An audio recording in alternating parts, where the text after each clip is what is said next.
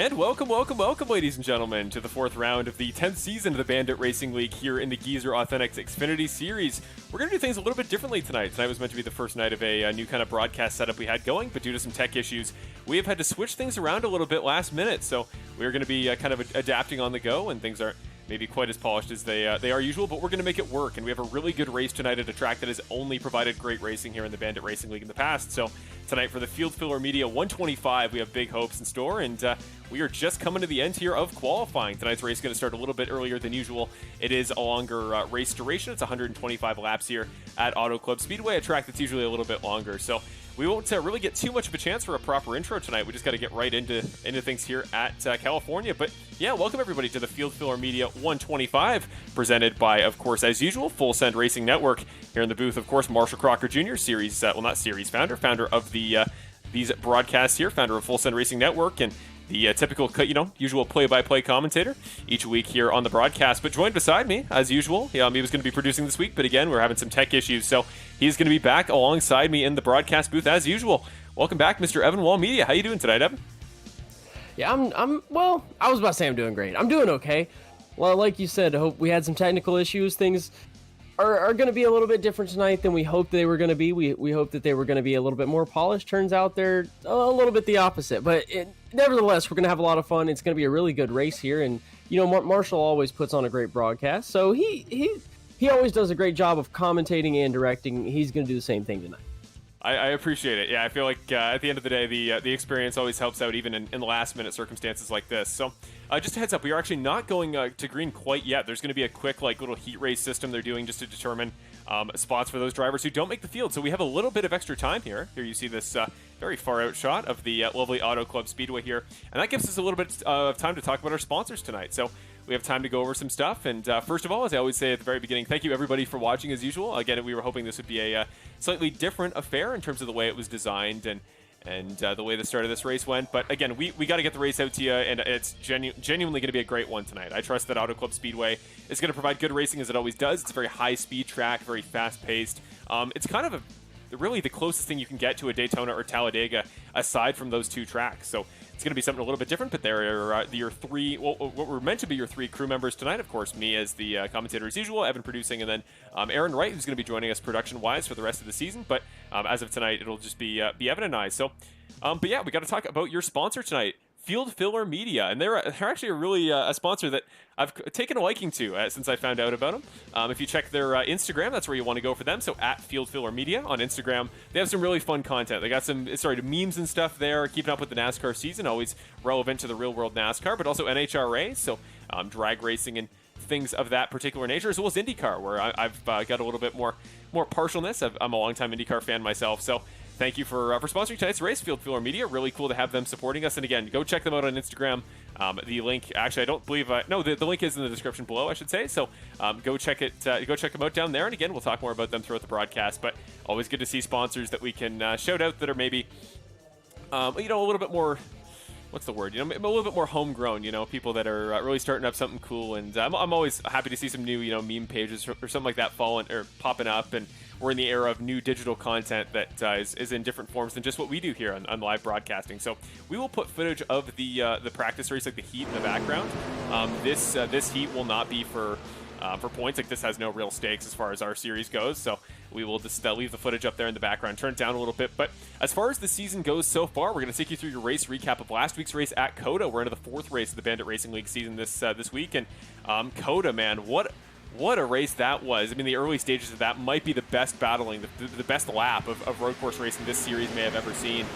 So we're going to head to that as we speak and go over the results, go over the happenings, if you will, from last week's race at COTA.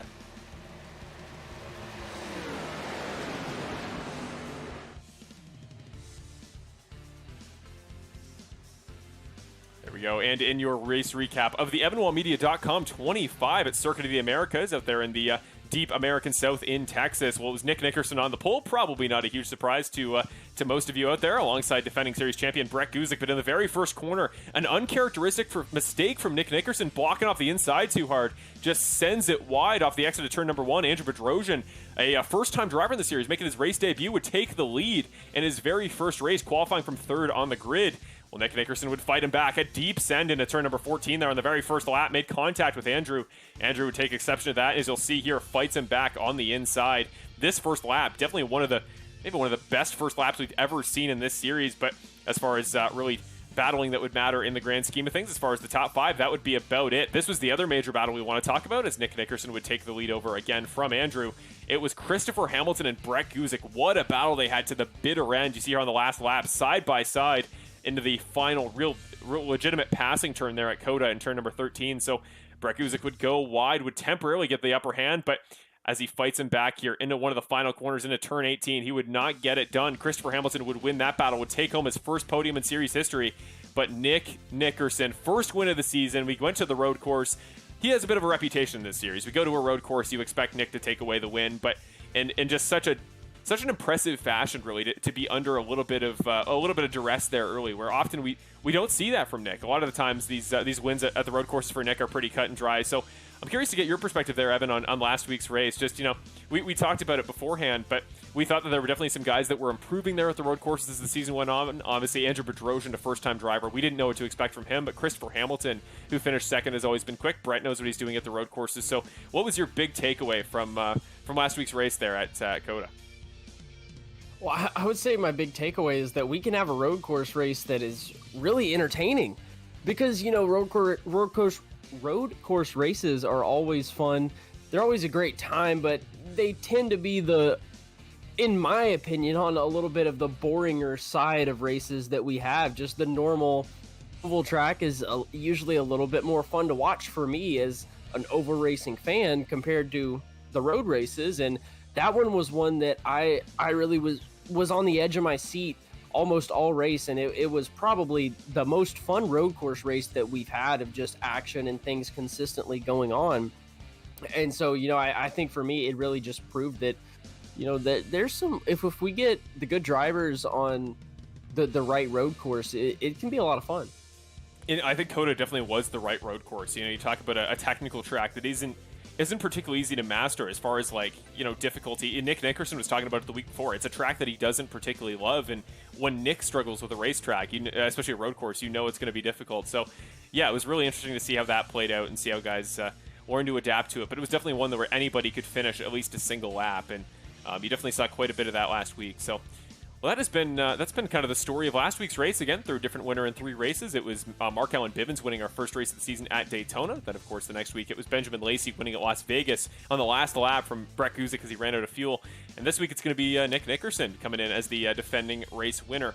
Unfortunately, we won't have your points updated for tonight, again, just as a result of kind of the last-minute switch over production-wise. We won't have those available, but we can give you a general idea of who's up top. We'll talk about a couple of drivers once we get to the grid who are doing quite well this season. But I'm curious to go to your perspective, Evan, as far as switching over to tonight's race at Auto Club. What are you expecting here? We go back to a track that we've done, I think, every season since both of you and I have broadcasted this series, since I think season 7, season 8. So Auto Club, a very wide open track, very high horsepower. Not quite as technical as a lot of others in the Xfinity cars. The cars don't tend to wash up quite as bad, but we've seen in the past chaotic restarts, chaotic finishes. But it can definitely be a fuel race, a case of strategy, as we do get a lot of green flag runs. So thinking about winners who have won in the past, who would you pick for tonight's race, be at Auto Club?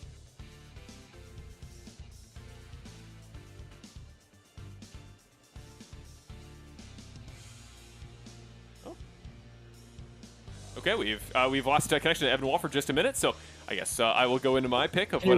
Oh, there we go. Now we got. Sorry about that. I actually have my microphone muted. I'm a little bit rusty on the commentator side. It's been a while. No worries. But I would say that wide open and chaotic is a very good description of this racetrack. It's such a wide track, and so much can happen. There's so many different lanes that you can go in, and so I would say that it's a lot of fun to race for one thing. But when I was thinking about who my pick to win this race is, I was looking at the past couple of years and also looking at who had a little bit of momentum, and I would have to say that my pick is going to be Mr. Benjamin Lacey.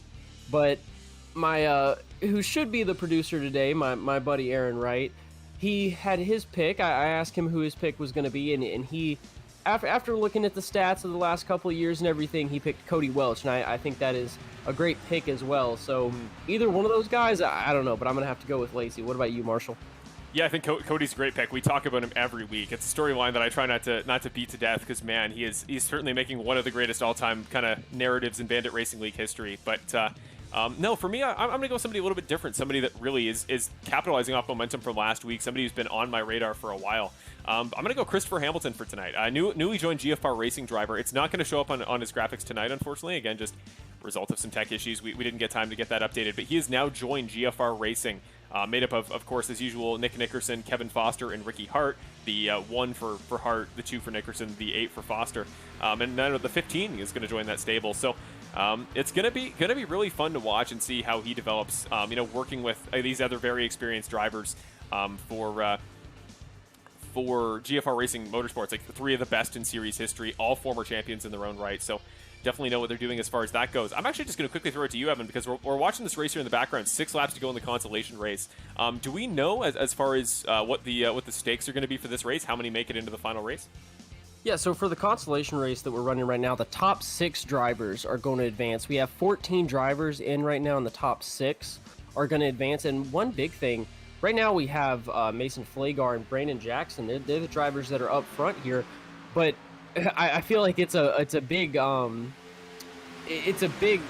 to see Brandon Jackson here. He didn't make the field. He's having to race his way in, and now we saw him just move up to the front and get past Mason. So he's going to be leading your consolation race right now. But right now, Brandon Jackson, Mason Flagar, Daniel Stein, Alec Daffin, Connor Gibson, and Terry Condis are going to be the 6 drivers that are in if the race were to end right now. But we have a couple laps left here. Yeah, so this is the important spot. We want to be watching that as far as the cutoff goes. The battle between Condis and effectively Oberg there, the 77 in the gray car sitting right behind here, currently sitting in 7th position. And this will actually give us a great chance to talk a little bit about Auto Club as we watch this race kind of go on. Let's just head to the onboard cockpit view here from the perspective of Charles Oberg, currently the cutoff car, who's trying to make his way past these 2 guys up front. So the Cranston, Rhode Island native currently sitting in 7th, trying to make his way into tonight's race. But yeah, just to talk a little bit about Auto Club Speedway, again, a 2-mile oval, one of the larger ones in the entire sim. It was actually meant to be made into a short track a couple years ago. There were plans in place that were virtually official that it would become a half-mile short track, one of the highest banked in the entire country, and it would be torn down as far as a larger oval like this goes. But luckily it wasn't. I love this track, and I was very sad by the plans personally. So when they got canceled due to COVID, just the budget for the project just went away. And it's since stayed on the calendar. And NASCAR recently ran a race there about a month and a half back. So one of the best on the circuit, and it's really interesting as far as strategy goes. We see Terry Condis getting a little bit loose there as we watch again Charles Oberg trying to track him down. Now actually, Ismail Padilla there, driver of the number 66 car, kind of getting involved there on that bottom line. So it's going to be kind of a 4-horse race for these last 2 spots here towards the end of this again qualifying heat race, the consolation of sorts at Auto Club here, just because, again, in the Bandit Racing League at this point in the season, we have too many drivers here on a week-to-week basis to make it into a typical 43-car field, so we got to have little battles like this. And, Ismail Padilla in the wall, looking for one of the final cutoff spots there in the 66 car, finds his way into the outside wall, and I've got to imagine that our 2 lovely race directors there are not going to be throwing cautions here in the consolation race, I would assume. So looks like we're going to stay green for the time being. But again, this battle between, that's Gibson there, the 31. I believe it's Connor Gibson. Yes, indeed. So Connor Gibson there in that blue and white car up top. Terry Condis in the orange down the bottom. And then again, Charles Oberg in the gray trying to fight back for that spot. But you were talking about it before, Evan.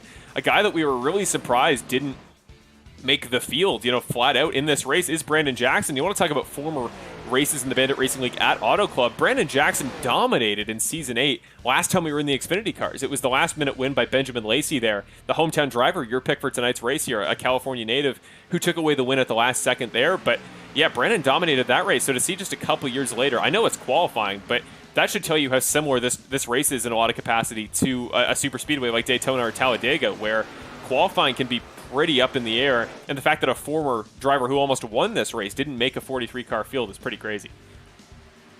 Yeah, well, I mean, also, you look at our qualifying times, and who got the pole for qualifying was the 04 of Brett Guzik, and we'll talk about that a little bit later. The first driver, we might have mentioned it last week, our pole award, but we'll talk about that in a few minutes. But he ran a 41.469, and then Brandon Jackson, who wasn't even the first driver to be cut off. The first driver that didn't make the field was Mason Flagar, ran a 41.850. It's Brandon Jackson getting sideways And down on the front stretch, looks like he might be spinning out. Oh, the race has just come to a conclusion. He's just won the consolation. So, yeah, okay. I know. Okay, scared me a little bit, but no worries. The first driver not to make it with a 41.850, Brandon Jackson with a 41.87. So really only 0.4 of a second, and barely that is what Brandon Jackson was off the lead. And in the big scheme of things, that's really not much time at all to have to race in a consolation race.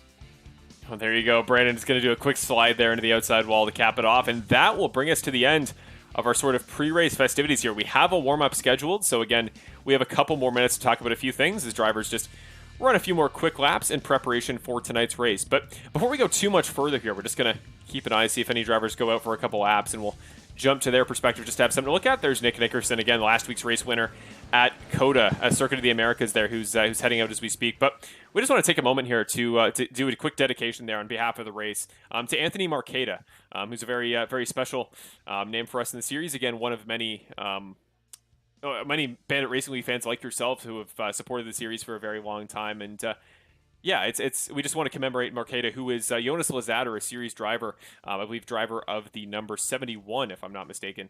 A guy who's been with the series for quite a while in the past, so presumably being involved with the series, Marqueta would have been here for a very decent period of time. But he was the grandfather of Lazada, who unfortunately passed away in 2020, a couple of years ago.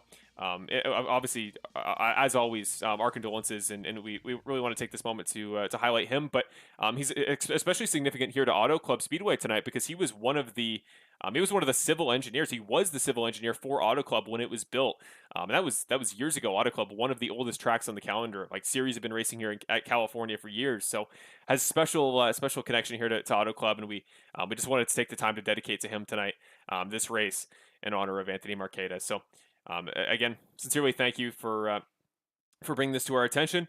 And for Brandon Gears, tonight's race sponsor on behalf of Field Filler Media. Again, Field Filler Media, go check them out for all sorts of fun content there on Instagram, at Field Filler Media on Instagram, the place to go for that.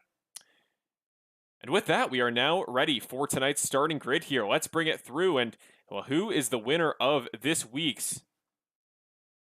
Sorry, just got to cut to the camera here. The winner of this week's Rogue Energy Pool Award. Let me just got to bring it up again. Sorry, ladies and gentlemen, just last minute changes here tonight. Just kind of going to be the swing of things. Here we go. Tonight's Rogue Energy Pool Award winner. That is the award won by each driver each and every week here in this series. Great to have Rogue Energy back. They are officially back with us as a sponsor. And they have a special place in my heart. We're going to talk more about them throughout the course of the night, but they are particularly significant to me, or at least they will be going forward this season. But the Rogue Energy Pool Award winner tonight is Mr. Brett Guzik. So congratulations to the defending series champion, who tonight will roll off the grid first here at Auto Club Speedway. Brett's done it in the past, and not a surprise to see him do it again. So let's run you through tonight's starting lineup here at Auto Club Speedway.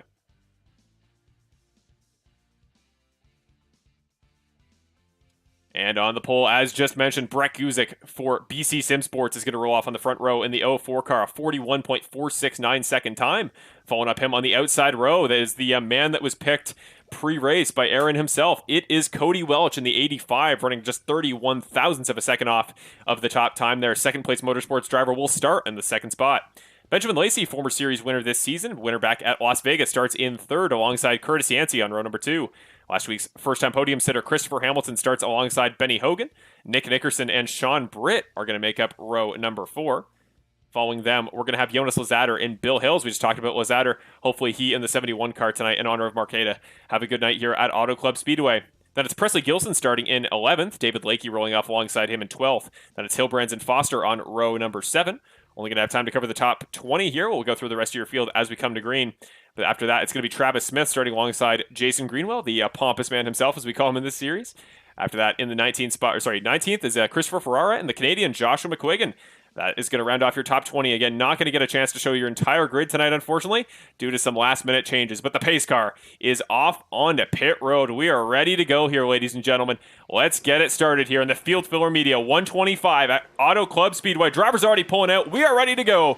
Green flag here at Auto Club for the 4th round of the 10th season of the Bandit Racing League Geezer Authentics Xfinity Series. And what a start on the outside line for Cody Welch. Yeah, already some big lane changes all the way throughout the field. People jumping out, jumping in.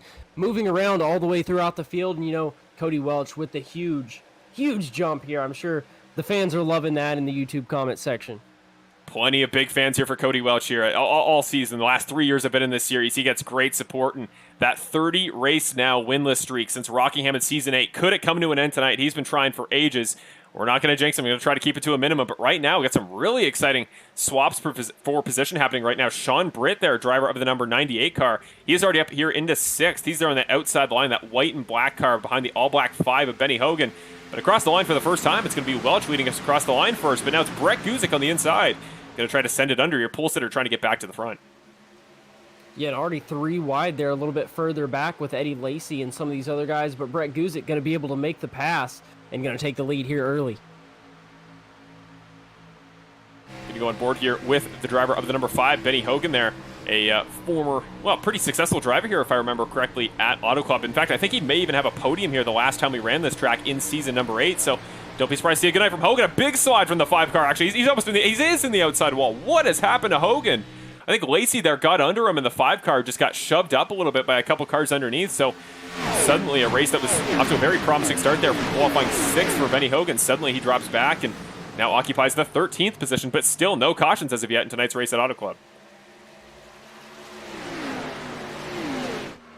Back out front here, Brett Guzik continuing to lead, and we're starting to single file out here a little bit at Auto Club Speedway, as we often see here in this particular racetrack, and this style of racing just not that beneficial to swap spots back and forth. Unlike a super bank track like a Talladega or a Daytona, you do burn tires up a fair decent amount if you send it to the bottom line every single lap. So if you spend the time just taking positions and having to defend by using a lot of rubber, it's going to wear the tires out, and there's really no reason to bother doing it. So going to try to minimize that. I'm actually curious to know, as we saw there, Charles Oberg made the race there in the consolation race, and yet a number of cars did not start tonight's event.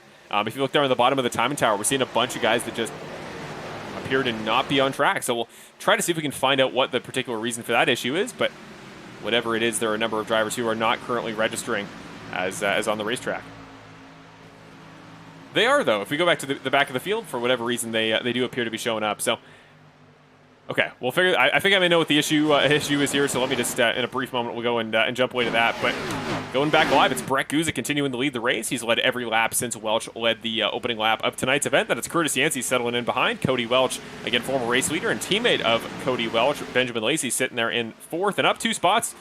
Oh, and probably no surprise here, Evan. Last week's winner, Nick Nickerson, making progress.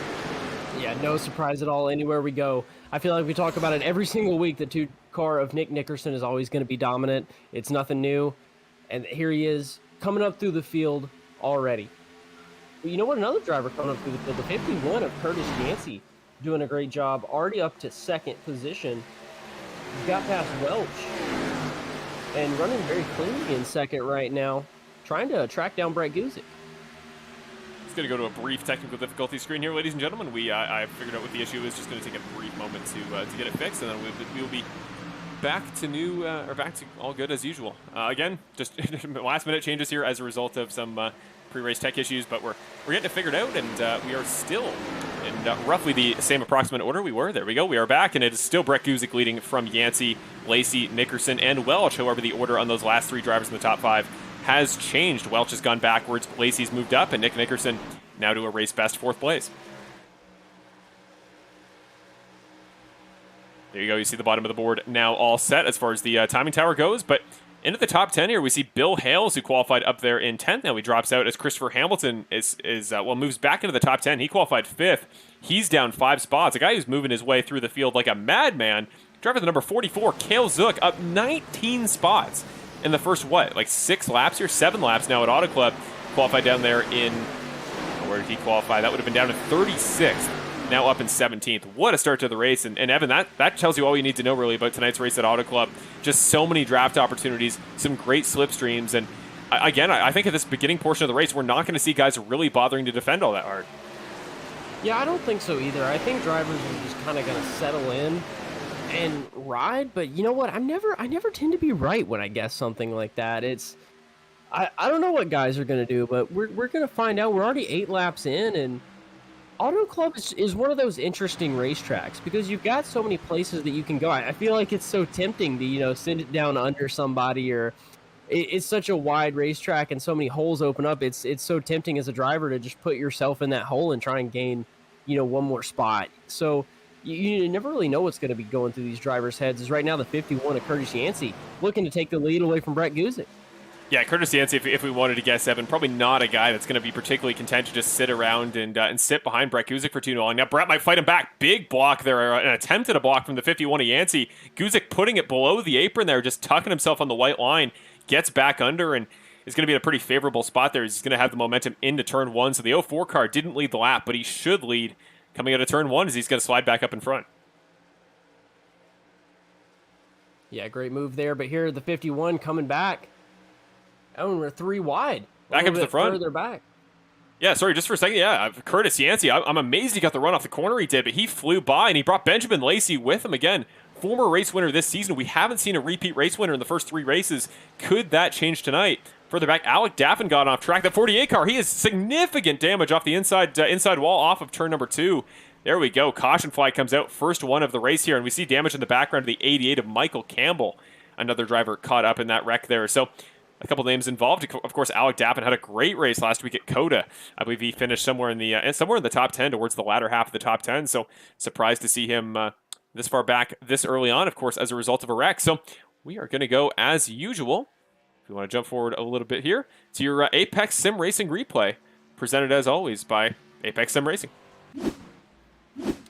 Back to the replay here. So this was post-wreck. Unfortunately, we don't have a good timestamp for before it happened, but we'll get a pretty good perspective here. So this is coming off of turn number 2. So 3 wide we went. This is the 3 wide battle we quickly jumped to. So that's Bivens, then it's Michael Campbell in the middle, then it's the 48 of Daffin. Just a squeeze. I think it looked to me, Evan, like they were trying to think about squeezing underneath the 97 of Eddie Hagee up in front, and then just came together. They kind of just kept squeezing, kept trying to find more ground, and then they just kind of ran out of room laterally. At least that's what it looked like to me.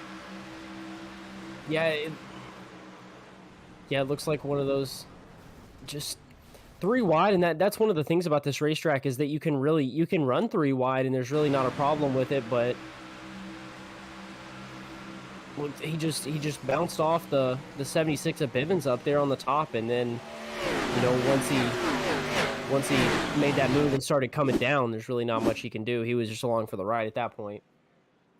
With that, we are already seeing a considerable amount of pitting happening from the rest of the field. We see Benjamin Lacey, as we speak, getting on pit road. So is Cody Weller. So is Brett Guzik. So a lot of these top guys, a lot of the leaders there from the start of the race, including guys that led laps in that first stint, are now coming down pit road. Really interesting, Evan, to see that the strategy splitting off again. And this is just like what we saw at Vegas. This feels like a flashback in a lot of ways to what we saw there, where the strategies changed right at the beginning. Tire wear was very different. Again, Auto Club, not quite as much of a tire track as Vegas was, but definitely going to change the outcome of this race with guys like Curtis Yancey, Nick Nickerson, Kevin Foster all staying out up front, and even guys within teams. You would have thought if it was a team decision, Ricky Hart Jr. for GFR Racing would have stayed out, but he hasn't. He's come down pit road as well. So strategy split off. I would say, Evan, historically, that only suggests we're going to have a crazier race.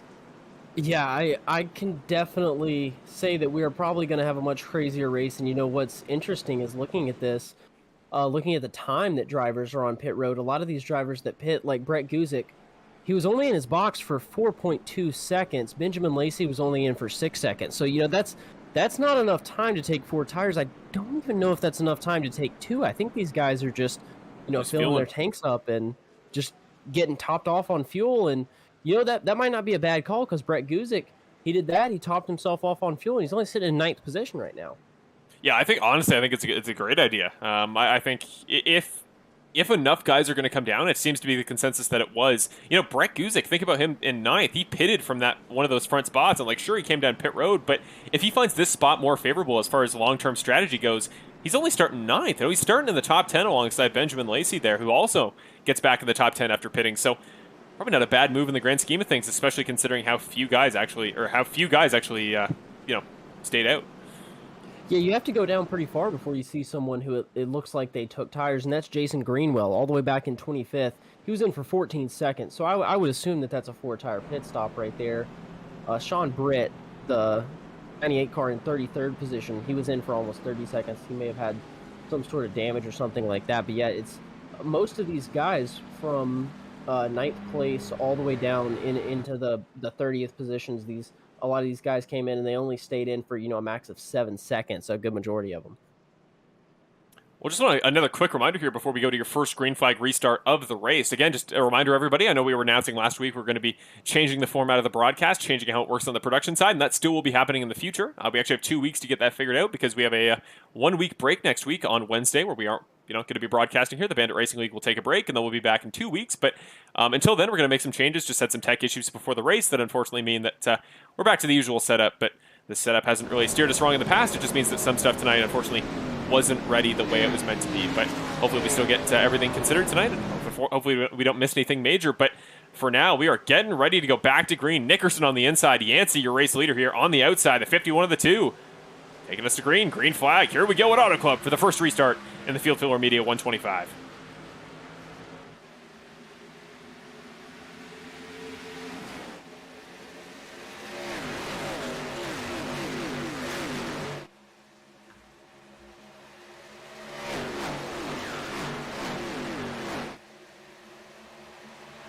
Big jump here for the 51 of Curtis Yancey. He is a good bit ahead of Nick Nickerson, who's there in second position.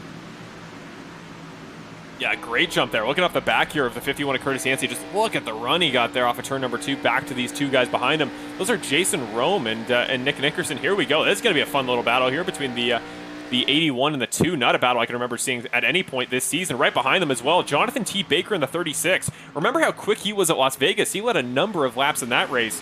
He's trying to get back in the conversation here. Thought about a move to the inside, I believe, but backed off. Is going to let Nick stay to the inside there on Rome, so that should give the 2 the number 2 spot back. Now it's going to be the 36 and the 81 going side by side for return number 2.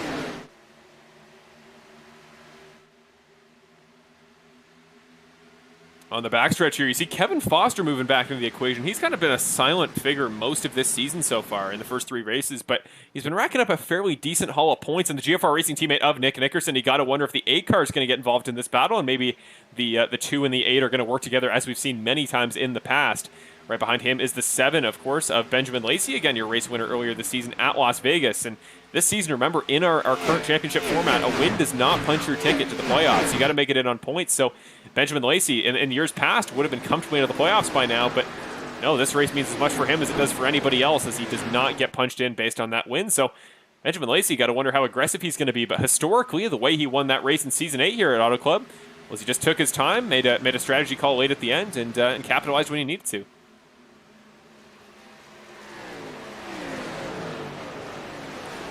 Really interesting to watch up front. Like, Curtis Yancey is just not falling back whatsoever. He's 6/10 clear of the field as he's been on this entire restart. And 6/10 is within the range which drivers should behind him be getting the slipstream. So they should be slipstreaming back up to the back of that car and tracking him down, but they're just not so far. I mean, they got a 10th on him on the front straightaway that time by, but Evan, I don't know what he's doing, but I haven't seen a guy like this at Auto Club have this large of a lead in terms of car lengths at any point in a stint in a very long time. Yeah, he is a good bit ahead, and he's not running that quick of lap times. His last lap time was a 42.28, and Jonathan Baker, the 36 car, his last lap time was a 42.16. So some of these guys behind him are running a good bit quicker. So I've got to imagine they're slowly catching him, but I don't know, Curtis could have just had a bad lap that last time around. I don't know. Yeah, that gap's starting to, at least for a moment, starting to break down again, but still 3/10, an impressive gap to have there for Curtis Yancey. But you got to wonder here, Jason Rome, a guy that we don't talk about a ton, particularly in the series. This is really a top performance for him here since that last pit stop, where I don't believe he did come down pit road. So one of those guys in the alternative strategy of sorts, because only 9 guys stayed out there on that first caution. So could be something a little bit different. But I think, Evan, honestly, I think if you didn't take fuel early, the best thing to do might be just sit here behind Curtis Yancey. If Curtis is going to keep running the lap times he has, which right now are very quick, just, follow in behind him, save some fuel, lift and coast a little bit. He's not doing that, though. Look at the weaving, trying to get by there, going to peek to the outside, goes all the way up to the blue line on the wall, and Curtis Yancey slots back in front. So still, as of right now, your top 5, Yancey, Rome, Baker, Lacey, and Presley Gilson there, rounding off the top 5. Yeah, and just a little bit further back, the 04 Brett Guzik sitting in 7th place right now. He was one of those drivers that had the lead before the caution and decided to come in and get that extra fuel. Now battling for 7th position with the 2 of Nick Nickerson, but another one of those drivers who pitted and the first one up is Benjamin Lacey, all the way up there in fourth. So you see on that restart, Benjamin Lacey, he really took off and is all the way up to fourth position. Brett Guzik is back in eighth and battling, and he's still in a fairly comfortable spot, but of course you always would rather be in fourth than eighth and having to battle with the two of Nick Nickerson, whereas 7 to Lacey is just a little bit more comfortable right now. We've talked about it before, particularly at Las Vegas, but Benjamin Lacey always been a guy in the past who's been very good at the technical aspects of racing, a guy who's been really good at, again, strategy, long-term tire conservation, stuff like that. Not particularly a guy that we thought of as far as like just flat-out pace goes, though he did absolutely win a fair share of races based on pace in the past, but definitely I think we're seeing a new side of Benjamin this year, racing for second-place motorsports alongside Cody Welch and a number of other drivers. He's really, I think, coming to his own this season. We're starting to see a new side to that number 7 car. So as we see the 51, again, continuing to defend hard from Jason Rome, I think these guys are playing a totally different game than the rest of the field. Again, the big block by Rome on Lacey. Jason Rome, seeing a new side to him as a driver here. He is fighting for each and every position, but might lose out nonetheless to the 7 car as Benjamin Lacey down on the inside. Yeah, I don't think it's going to pay off for him. Lacey had the momentum going there, and now he's going to slot up into that second position. He's going to be right behind the 51. But Rome is going to be right on his rear bumper, giving him a little bit of a nudge there. A big nudge. He actually got the 7 car a little bit loose. He's out there on the entry into turn number 3. So not sure what we're seeing here tonight from the boys. This has been an aggressive start to the race here up front. Again, we were talking about pre-race. Oh, it's going to be pretty predictable. But as you see the 7 down to the inside here, I thought it was going to be a pretty cut and dry race here for the first portions. But no, the 7 car down to the inside. The hometown driver here, the California native, he's going to fight for each and every spot here in his home race. Jason Rome, too, going to push up from the inside line, just washes out a little bit, puts pressure on the 51, but Yancey does stay ahead. Going to slot back in, so right now up front, it is the 7, the 51 of Yancey, 81 of Rome, and still Baker and Gilson making up your 4th and 5th spots. But Kevin Foster and Brett Guzik, now 2 champions of the series after Brett's win in season number 9. They are going around to either side of Presley Gilson there, driver the number 19. Whoa, the 19 makes contact with the wall right as the 2 GFR Racing teammates get packed up a little bit there on the inside line. But the 19 car, the second guy we've seen like that. Every time I draw attention to a guy here in turn number 4, they wash up into the outside wall. Same thing happened to Benny Hogan, who now, since that incident, sits in 30th. But there on the inside is Cody Welch. Remember, one of the guys that did pit on that last cycle, Evan. So really your big players, I would say, right now as far as overall combine the strategies goes. I think Benjamin Lacey absolutely in play, Curtis Yancey, Roman Baker still definitely in it, and then Kevin Foster and Nick Nickerson there from the pitting strategy, that decision of that last caution. They're doing quite well for themselves as well, but also Cody Welch. And here comes Brandon Jackson. We talked about him in the pre-race because he was one of those guys that had to make his way through the consolation, won that consolation race. Remember, formerly dominated in Season 8 here at this very same track in the same car. He's up 28 spots. Brandon Jackson, Action Jackson, is up in 10th. Action Jackson is definitely moving, and he's one of those guys that pit too. Oh, actually, looking at the statistics here, up to 9th position right now. The 99 car is, but he pit when everyone else did. He was in for 42 seconds though, so obviously a little bit more than just fuel for the 99 of Brandon Jackson. And another driver the same as him is going to be. Oh, no, I take that back. I was looking at the wrong number. He was only in for just fuel. He was just in for 6 seconds. He just got fuel. Well, that's even more impressive. Then no worries. It just means that, this pace we're seeing from the 99 is legitimate. Now down the inside of Cody Welch, who you saw that there was almost contact there and coming off of turn number 4 between the 85 and the 8 of Kevin Foster. So, again, some very experienced veterans here. We've talked about before, Evan. I always say, these guys that are more experienced, a little bit more gun-shy, a little bit more conservative, a little bit more safe, but no, we're seeing some series veterans going at it right now here, battling for every position, and I almost wonder for some of these guys, some of these oval specialists like a Brandon Jackson, like a Kevin Foster, are you almost just ecstatic after COTA last week? It almost feels like it's been a 2-week break maybe for some of these guys, maybe those jitters, that racer's instinct to just battle it out each and every lap. Maybe we're starting to see some of that coming into play because this is a side of these guys I haven't seen in a while this early in the race. Yeah, these guys they look like they're really happy to be back on an oval track, some of them at least, and they're definitely showing everything that they can. Brandon Jackson here again, continuing to battle hard here with the 8 of Kevin Foster. Here comes Cody Welch, a massive run off of turn number 2. Actually had to get checked up there by the 99. Thought he was going to dip to the inside, but might have lost the back end, so he tucks back in. Gonna peek back in, kind of the 85 of Cody Welch, kind of getting a little bit of the slipstream there, peeking in behind the 99, then back out to the inside. Here comes the 92 of Tony Hilbrands here getting involved. Again, a former Final Four driver last season, really had his breakout season here in the Bandit Racing League last year. Now Tony Hilbrands here getting a pretty good view off the back of the 99 of Brandon Jackson. Same with Kevin Foster in the 8. Cody Welch continuing to dip down below the apron. Every lap, it seems like he's dipping down there, taking a quick trip down below and making the shortest path around the racetrack, which can work. And depending on the way you hit the apron there, cannot. But yeah, the 92 of Tony Hilbrands staying in the equation, staying in the picture, and he's a guy we should watch out for because we've seen here late in these races, Evan, particularly at ovals, Tony can definitely get involved when you least expect him. Yeah, he definitely can. He's one of those guys that I feel like we don't talk about as much, but when we talk about him, it's because he is up front and he is putting himself in contention to win the race. Well, speaking of up front, we were talking about a moment ago about that whole thing about how, this gap from Curtis is insane. We haven't seen something like this at Auto Club in maybe series history. It's happened again. Benjamin Lacey out front since he took the lead here. Again, the California native out clear by 6.5 tenths there to Curtis Yancey. You see in the background there as Curtis, Jonathan, and Nick battle there for second, third, and fourth respectively. He is just pulling away there, capitalizing on it. I guess they're kind of capitalizing and compromising each other's lines. Sending it underneath each other, forcing the guy up a little bit. He's really capitalizing on this battle here for third, and Nick Nickerson going to slide by on the inside, but the better momentum should go to Baker, who's going to get the slipstream from Curtis Yancey. So Jonathan Baker, who's, at least as far as the 2 oval races he's made an appearance in this season, really making a name for himself here early in the series as a guy you got to watch out for. And, it's great to see these guys that are really just jumping in head first, and they're really challenging some of these drivers that have been in the series a little bit longer, and it's good to have those new names that can really run up front, and it's really exciting to see. Yeah, very much so. As again, the 2 car. If there's any guy you want to beat in this series, if there's any guy you want to prove yourself against, probably not a bad pick to pick. Possibly, I don't want to say this definitively, got to be up there in all-time Bandit Racing League series wins. Got to be very close, if not number 1. Of course, former series champion back there in season 8. He knows what it takes to finish off a title.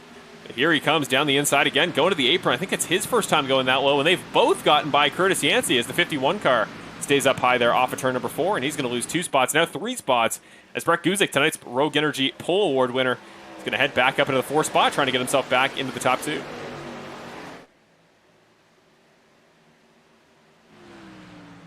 3 wide there now in the front, the backstretch here, heading down to turn number 3. Again, side by side go the 2 and the 36 of Baker.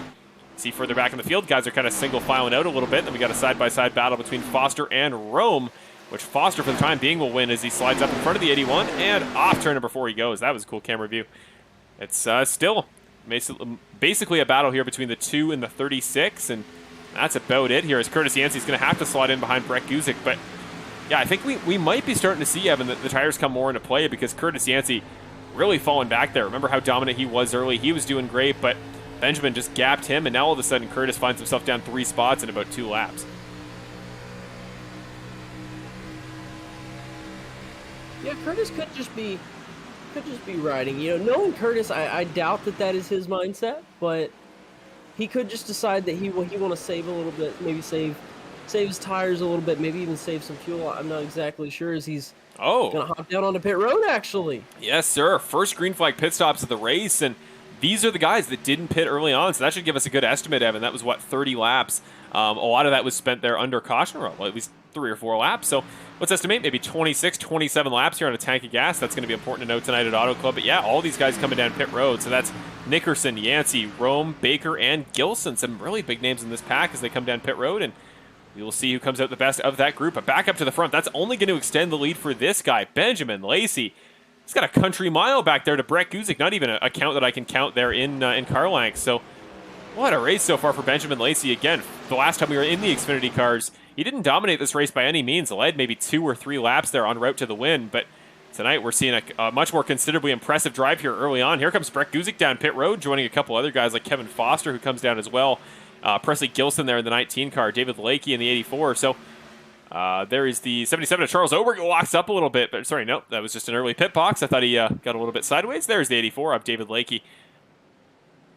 Coming down pit road as we speak, but back up front, the top 2 now made up of Welch and Lacey. And now that might change in just a moment because Brandon Jackson, Action Jackson, putting pressure on the back bumper of the 85. This is a battle, Evan, that I don't know how, considering the caliber of these two drivers. I don't think I've seen a Welch-Jackson battle in quite a while. I haven't, and you add in Hillbrands there, and those are three really good drivers and really aggressive drivers from, Jackson and Hillbrands. I would consider those two drivers some of the most aggressive in the league, and Welch one of the best drivers at defending up in front of them. So this ought to be a really interesting three-way battle if none of these guys come into pit these next couple of laps. We're seeing these lap guys as we speak going a lap down here to some of the leaders. That's Brett Guzik just coming off pit road now. So is Kevin Foster. These guys actually dead even as they come off of pit road there. So Kevin Foster going to try to tuck in behind, get any spot he possibly can. But yeah, they're going to lose a lap here. So that should give you a fair bit of context here for what the average lap is going to look like here. And you see already Brett Guzik just flying through these guys. He must have taken new tires there on that pit stop, you've got to think. And this is going to demonstrate just how dominant those new tires are going to be here. New rubber at Auto Club. It's not a track that is quite as tire wear intensive as a couple others, but man, definitely comes into play here over the course of the run, and Brett Guzik is going to get the benefit of that new rubber in just a moment. Yeah, Brett Guzik on for about 14 seconds that last time, almost 15 seconds he was in his pit stall, so that gives you a little bit of reference when I said earlier he was only in for 4 to 6 seconds to show, with taking 4 tires, it's going to be somewhere in the 14-15 second range. So the 4 or 5 second pin stop was obviously just fuel only.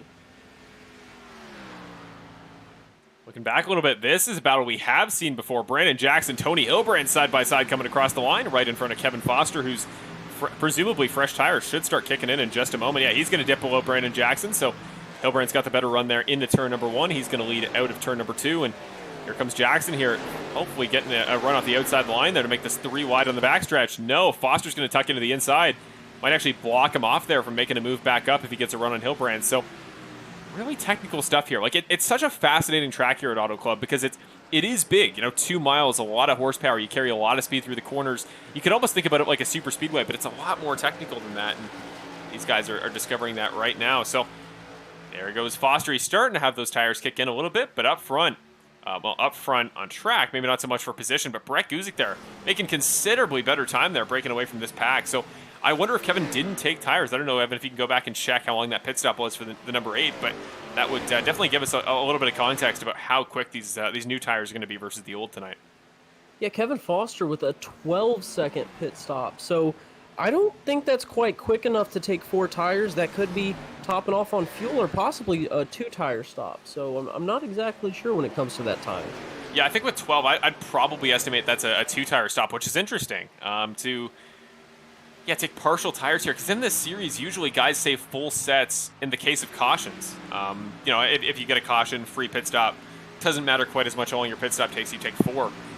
That's sort of a strategy call to me that suggests that he is confident we're going to run pretty much green to the end, which, in the past, Evan, we've seen it. That race in Season 8 I talked about, I believe it was green all the way to 4 to go, and then we saw, I think, 2 green-white checkered attempts before Benjamin Lacey eventually took the win, but one thing I do want to draw attention to, speaking of Benjamin Lacey, let's put up the lap time comparison between he and the second-place Cody Welch.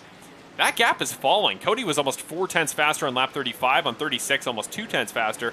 He's been faster each of the last 5 laps, and that gap went down from about 2.5 seconds a couple laps ago to just over 1 second here, 1.13, 1.14 going back and forth as we speak. So Cody, you see in the background of your frame there, he's making up the ground. Yeah, after going back and reviewing the tapes, Brett Guzik came in and did get 4 tires like we assumed, but Kevin Foster, he didn't even get 2. He didn't get any tires, just topped off on fuel.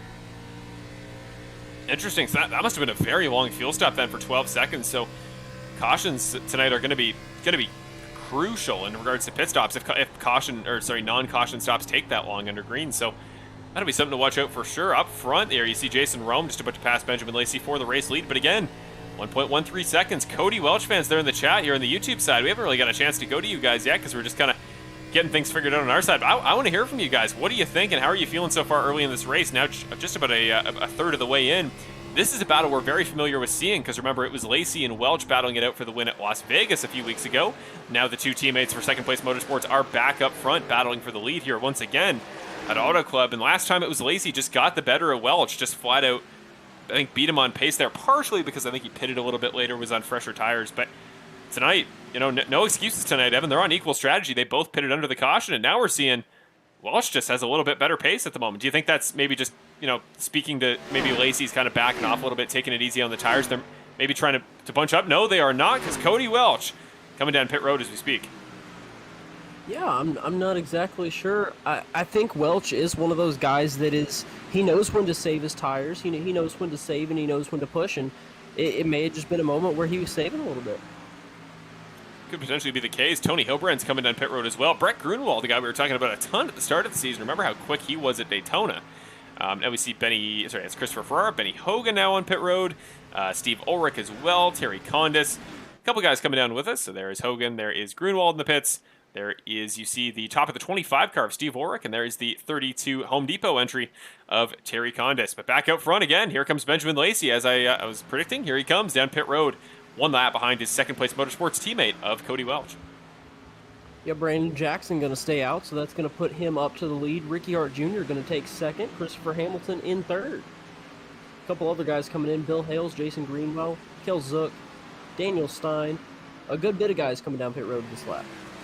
Yeah, so Jackson will take over the race lead here, and he's got two GFR Racing guys right behind him. That's Ricky Hart Jr. and Christopher Hamilton running the 1 and the 15 respectively. And there you go. Here comes the 1 car right up tucked to the back of the 99. The 99 car of Jackson trying to get by Foster, who again is a lap down and on old tires. So he's not particularly going to be getting that lap back, but this spot does matter for him there, as being ahead there would mean that he doesn't need the lucky dog pass. Can take a pit stop here. Here comes Jackson carrying a lot of speed down pit road. Watch the braking point, gets in time, so the 99 and the 1 car whoa it up. No speeding penalties for either of them. Here comes the 15. Here comes the 97 of Eddie Hagee there in the all-green entry. So it's going to be Garrett Hall, the 26 car, going to lead a lap here at Auto Club. Yeah, Benjamin Lacey, I watched his pit stop coming down, getting 4 tires. And it doesn't look like Ricky Hart Jr. got any tires. I'm not exactly positive. Doesn't look like Brandon Jackson did either. So looks like just fuel. No, Brandon Jackson did. I don't believe Ricky Hart Jr. did, though. Not exactly positive. Let me go back and check. Jackson just exiting pit road now. Ricky Hart well ahead there out of the box. That was like almost, I think, 5 or 10 seconds gap. So something happened there to Brandon Jackson, Evan. We'll have to see what went wrong for the 99 car. He's already been off to a kind of a quiet start so far this season. And when Jackson wins, you know. When Action Jackson takes away a win, you're well aware. So a quiet season for Brandon probably isn't the start of the year he would have wanted. Here comes Garrett Hall down into his box driver of the number 26. So that's going to give the race lead to Brett Guzik. But yeah, sorry, Evan. Yeah, the time difference there is just Brandon Jackson came down, got 4 tires. Ricky Hart Jr. just gas and go. Okay, so again, interesting to see the way guys are playing this. Again, we're now past the 1/3 mark of this race, getting towards half. Well, no, we just passed the 1/3 mark. So 43 laps in here out of 125. A fairly long race here tonight at Auto Club. Laps here about somewhere in the ballpark of about 41, 42 seconds, and we're running 125 of them. So this is going to run somewhere in the ballpark of maybe an hour and a half towards 2 hours, depending on cautions. But Brett Guzik going to take over the race lead. The reason for that, I would assume, unless he's run superhuman times all on his own, he came down for tires there on that very first stop, ran some laps on fresh rubber, hence why he is a full 7 seconds ahead of the guy who would, under the conventional strategy, become your new race leader, Mr. Cody Welch. He beat Benjamin Lacey off pit road there, so he's 0.4 of a second clear of his teammate there for second place motorsports, Mr. Benjamin Lacey. And there you go. Cody Welch fans get a little bit excited there as Curtis Yancey comes down pit road. Another driver on that alternative strategy, just pitting now.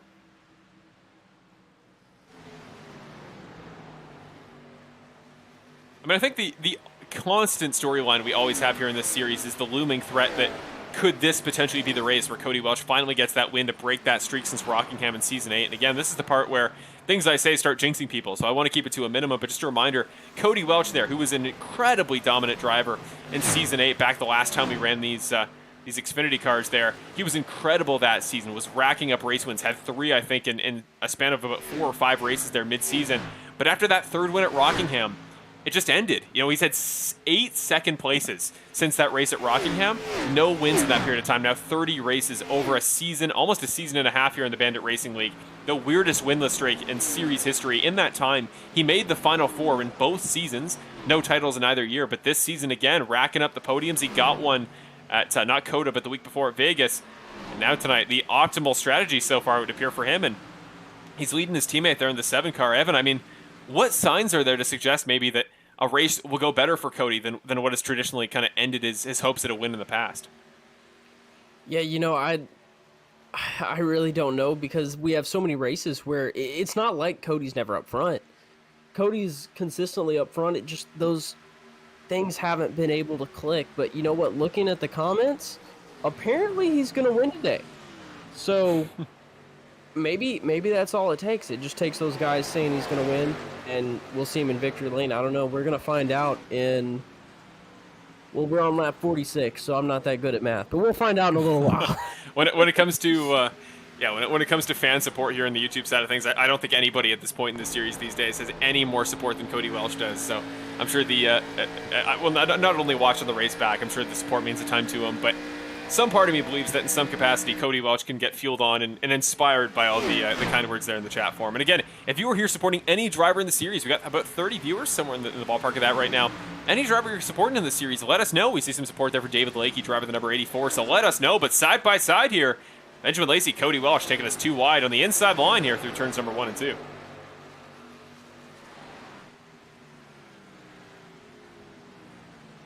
Going to try to pull up here maybe get a camera here from Cody Welch to see his perspective, watch as he drives, and just get a sense of what it looks like from the driver's cockpit here. See the wheel movement a little bit. Doesn't feel like a track that would particularly have a ton of back and forth wheel seesawing, but we're still side by side here. The two teammates are coexisting quite peacefully right now, at least so far.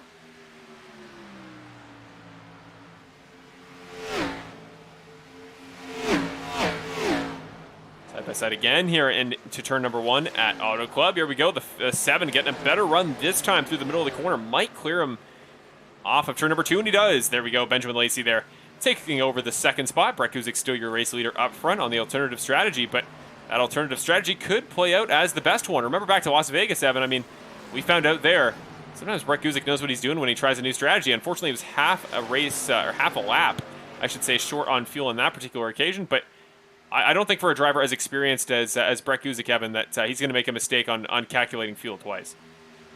No, I don't think so either. Brett Guzik, well, one of the things I like about him, though, is that he's willing to try things, and he's willing to try those alternative strategies, and, he almost got it the last time, like you said, and he may be hoping that he can get it this time, but yeah, I don't think he's going to make that mistake twice. He's going to make sure to save just a little bit extra.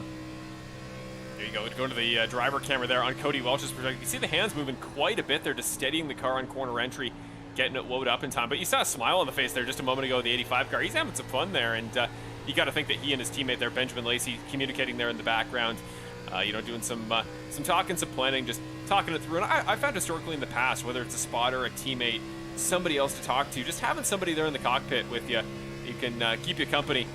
You kind of get in a groove as a driver. You don't need to be actively thinking about the race so much once you're in this point in the stint. So just having somebody to talk to coordinate with, can make it a little bit more fun. I almost wonder how much that kind of mental comfort capacity plays into the comfort as a driver here, especially at a track like Auto Club.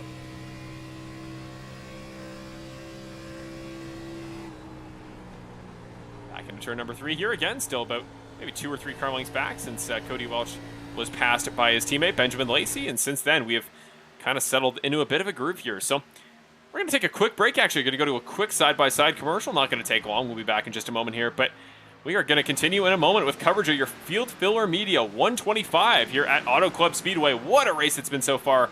Always a pleasure to be back here in the Bandit Racing League. Remember, this is meant to be a different, kind of broadcast production setup as usual, but that'll be for next week. We will get that figured out, and we'll, 2 weeks from now, when we return in the 5th round of the season. But for now, going to go to a quick side-by-side commercial break. We will be back in just a moment.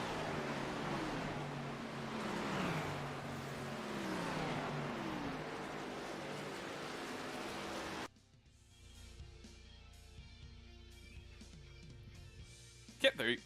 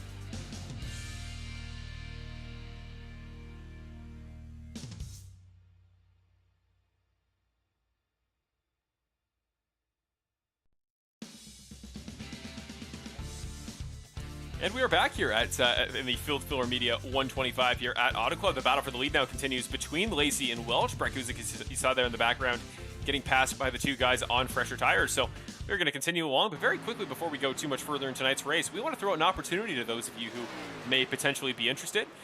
These races are always commentated by me and, of course, Evan Wall beside me for all the races so far this season. But if you want to join the team here at Full Send Racing Network as far as covering the Bandit Racing League is concerned, well, we're giving you an opportunity to do so. Throw your information down there in the email. So there is the email you want to email for information or to apply for the position yourself, mcrockerjr@rogers.com. If you were interested in getting a shot in commentary, just like I was back when I started a couple of years back, it can just take one opportunity there to join a broadcast of any sort, even if it's ours as a co-commentator. And if you have an interest in commentary or any sort of production on-air presentation, that is a great chance to get started. We'd be more than happy to have a new presence. So we would say suggest, obviously, know plenty about racing, know what you're talking about when it comes to, racing and particularly stock car racing and ovals in general, but also have the sim, have a fair bit of the content, just be pretty comfortable with iRacing. And if any drivers are interested and maybe taking a position switch here, and of course just part-time, if you just want to do a couple in and outs, just let us know. But there's the email you want to email for more information to join the team here at Full Send Racing Network. On behalf of the Bandit Racing League, we are back here live at the Field Filler Media 125 here at Auto Club, and what a race it's been so far. Current race leader Benjamin Lacey, the hometown boy, continues to lead from Cody Welch, and this battle, Evan, has just not been calming down, but now Benjamin Lacey starting to break away a little bit. Cody Welch in the background, just after leading out of the pits there that last time by, Lacey clearly had the better pace, and now it looks like he's the one with the upper hand on the 85. Yeah, some tight battling up front, and we've got the 25 in between these guys, but kind of causing a little bit of a little bit of a pick almost between Lacey and Welch. But so some tight, close battling up front, and really things are starting to spread out, but these guys still battling a good bit nonetheless, trying to catch each other, run each other down. And some of these guys probably just trying to ride here at this point and just hang in for a while. Just want to highlight a couple of drivers that are kind of a little ways further back through the field. Let's talk about guys who are having pretty interesting races so far. Remember back to the very beginning of the race, Alec Daff in a crash he had with Michael Campbell in the 88 car brought out your first caution of the race. Since then, well, Alec Daffin finds himself in 6th here. And I mean, pit strategy you got to consider, definitely. But he pitted back on lap number... No, he pitted on lap number 40, actually. He's on the lead fuel strategy there. He's sitting up there in 6th. If you want to talk about guys who pitted earlier than that, Brett Guzik pitted all the way back on lap 32. So actually, Alec Daffin there, clean car. He got a quick repair there in that first pit stop. He's since recovered back through the field. He was quick last week there at the road courses. That'll be a valuable skill set this season. The 48 car, Evan, got to be a guy we got to watch out for, because what a comeback that is. 33 spots up from qualifying and even more back up from the back of the field at the start of the race. Yeah, that is a great move for him, all the way to get back up to 6th position and, still moving forward. With that, let's do a little bit more of an official segment here as we look back to the battle for the lead. And suddenly there is Cody Welch. He's back, ladies and gentlemen. So, well, we'll kind of try to do this if we can, but if this battle for the lead picks up, we may need to halt it a little bit. But we're going to do our Perfect Shine Auto Spa through the field, of course, presented by Perfect Shine Auto Spa. We're going to do a quick rundown here of every driver currently in the race and talking about where they started, where they are now, and give you a little bit of an update as to where they currently sit. So, of course, your race leader continuing to be chased down by the guy you see right in the background there, the 85 of Cody Welch. That's our boy Benjamin Lacey sitting there in the lead spot. Of course, the hometown driver here from the California area. Driver the number 7, won here in Season 8, looking to make it 2 in a row in the Xfinity car. He qualified in 3rd, is up 2 spots, and it's been relatively smooth sailing for him and the starting portions of this race. 2nd place, Cody Welch, qualified 2nd, currently sitting in 2nd, battling it out as we speak with his 2nd place Motorsports teammate Benjamin Lacey. And the 85 car has been looking quick, but it looked like in this stint it was just the 7 car waiting to pull ahead, which he has now done. So Cody Welch, can he summon up that pace to end that 30-race winless streak that began at Rockingham in Bandit Season 8? Tony Hilbrand sitting there in 3rd. He's up 10 spots, qualified 13th at the start of tonight's race. Now he sits up there in 3rd. A fair ways back of these two guys in front, about 3 seconds behind Cody Welch, but he's on the same fuel strategy as these guys. So if this is indeed the strategy to watch out for the win, well, he is going to be the guy to watch out for to take home that 3rd spot. After him, Brett Guzik, qualified on the pole, has since dropped back. He's done kind of an alternative strategy to these guys, pitted a little bit earlier on lap number 32. Remember, he led quite a number of laps there after taking tires early, so he ran more laps on fresh rubber. That we're seeing kind of the the opposite of that right now as he's falling back as the guys on newer tires begin to break away. But Brett Guzik, Motorsports driver number in the 04, is still up in 4th. Then it's Alec Daffin we just talked about. He's up to 5th, all the way up from 39th in qualifying, and even further back as he was involved in the first wreck of the day, but he's done so all under green to make his way back up. So impressive race so far for Alec Daffin. Let's look there, driver the number 44, sitting there in the number 6 spot. He qualified in 36. We talked about him early, making quite a bit of track position up there right off the start. I think he was up 20 spots in 6 laps. He's kept that pace, and he finds himself up in 6th. Joshua McQuiggan there sitting in the 7th spot. Again, a fellow Canadian like myself, running the LAT Racing number 29 car. He's up 13 spots, qualified at the back end of the top 20. He's up in 7th. Garrett Hall there in 8th. We've talked about him a fair bit tonight, and he's just been consistently in the top 10. The 26 car right in front of Brett Grunwald here. Peaks to the inside on him, and Bill Hale's right in behind. He qualified in 10th, sits in 10th. That's your top 10.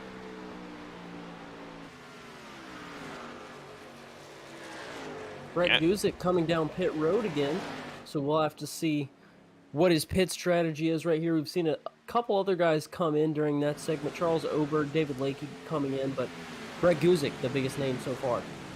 Yeah, Guzik and Oberg pitting as we speak. Guzik from the lead lap, Oberg not. He is currently sitting a lap down now in the 40th position as he comes out of the pits in the 77. So really, I think, Evan, in terms of strategy, it's a 2-horse race here. It's the 7 and the 85 battling it out. And then I think if Brett is able to save a stop there towards the end, maybe he's got a shot. But I think that the strategy at the end of the day is going to be trying to maximize time on fresh tires. That's really the name of the game at the end of the day. So the worst thing you could have as a driver is to get to the end to a point where you have to pit on fuel, but you either don't have new tires to take or you don't get to spend that many laps on a fresh set you take at the end. So if you're going to take tires in this race tonight, like fresh rubber, you want to use it for as long as you possibly can. And I honestly think Benjamin Lacey and Cody Welch, even in the more traditional strategy, I think that's the strategy that's going to be better on tires long term, whereas usually the alternative strategy prioritizes tire wear or some sort of resource, whether it be fuel or tires, and then that primary strategy focuses on track position.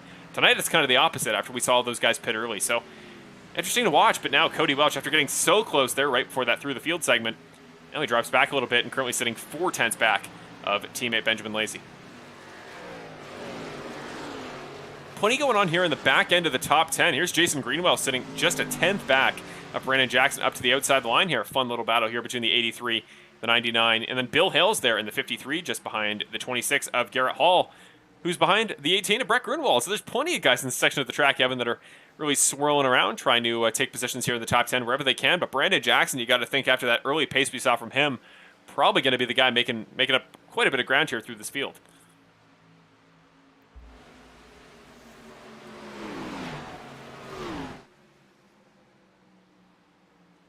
We go looking elsewhere there. Bill Hale's up to the top side, the 53 car. Here comes Christopher Hamilton. He is a lap down for whatever reason. My race pick for tonight, remember pre-race, I said I had a good feeling about the 15, the GFR Racing driver. He qualified in 5th, which looked pretty promising for that prediction, but no, since then, something's been going wrong for Christopher Hamilton. He's back in 31st, a lap down there in the 15 car. So I would have thought here, Evan, I'd have even been surprised pre-race if he was battling here in maybe even the back end of the top 10 with how much I was expecting from him tonight, and not even on the lead lap in doing so. So maybe just pitted a lap early, but looking back here to his last pit stop, no, he pitted on lap number 51, which granted is recent, but that was 15 laps ago. You got to think that strategy, if it's an alternative strategy call, isn't going to put him anywhere closer to the top 10. Yeah, looking at who else pitted on that lap, Nick Nickerson is also one of the ones who pitted there. Nick sitting in 22nd position, so the guys who pitted that recently just a little bit lower down. Benjamin Lacey, your leader, pitted on lap 40, Welch 39. Most of these front guys pitted on 39, 40, 41, around that area. So I believe it's just the strategy circling itself out. Yeah, could very well be the case. And yeah, very good point. I mean, Nick is only 47 seconds back, your race leader, Benjamin Lacey. We saw before, it was about exactly a lap was the discrepancy there when you pitted under green here. So I think he's going to be close. I wouldn't be surprised if he came out. If everybody who's up front pitted right now, he'd probably come out maybe 3rd or 4th. So Nick, as usual, definitely still in play for the podium. He's made the podium, I believe, 2 out of 3 races so far this season. Remember, he was 2nd back at our season opener at Daytona. No, he's been on the podium all 3 times, I should say. He finished in 2nd at Daytona, I think 3rd at Vegas, and of course last week capped off the final spot of those 3 podium spots at COTA with the win. So Nick on pace for another one this week if he can make the strategy work. Down to the bottom though, Brett Guzik on the outside. Thought he might pit there for a moment, but no, he will not. But who is pitting is Cody Welch there, driving the 85. He's gone around. Cody Welch spins it, coming onto pit road. The 85 car. We've seen him have issues with pit road in the past. Tony Hilbrands scoots by him, a guy who was about 2 or 3 seconds back. But Cody Welch there, Evan, massive mistake from a guy who again was making great pace up towards the first win of the season.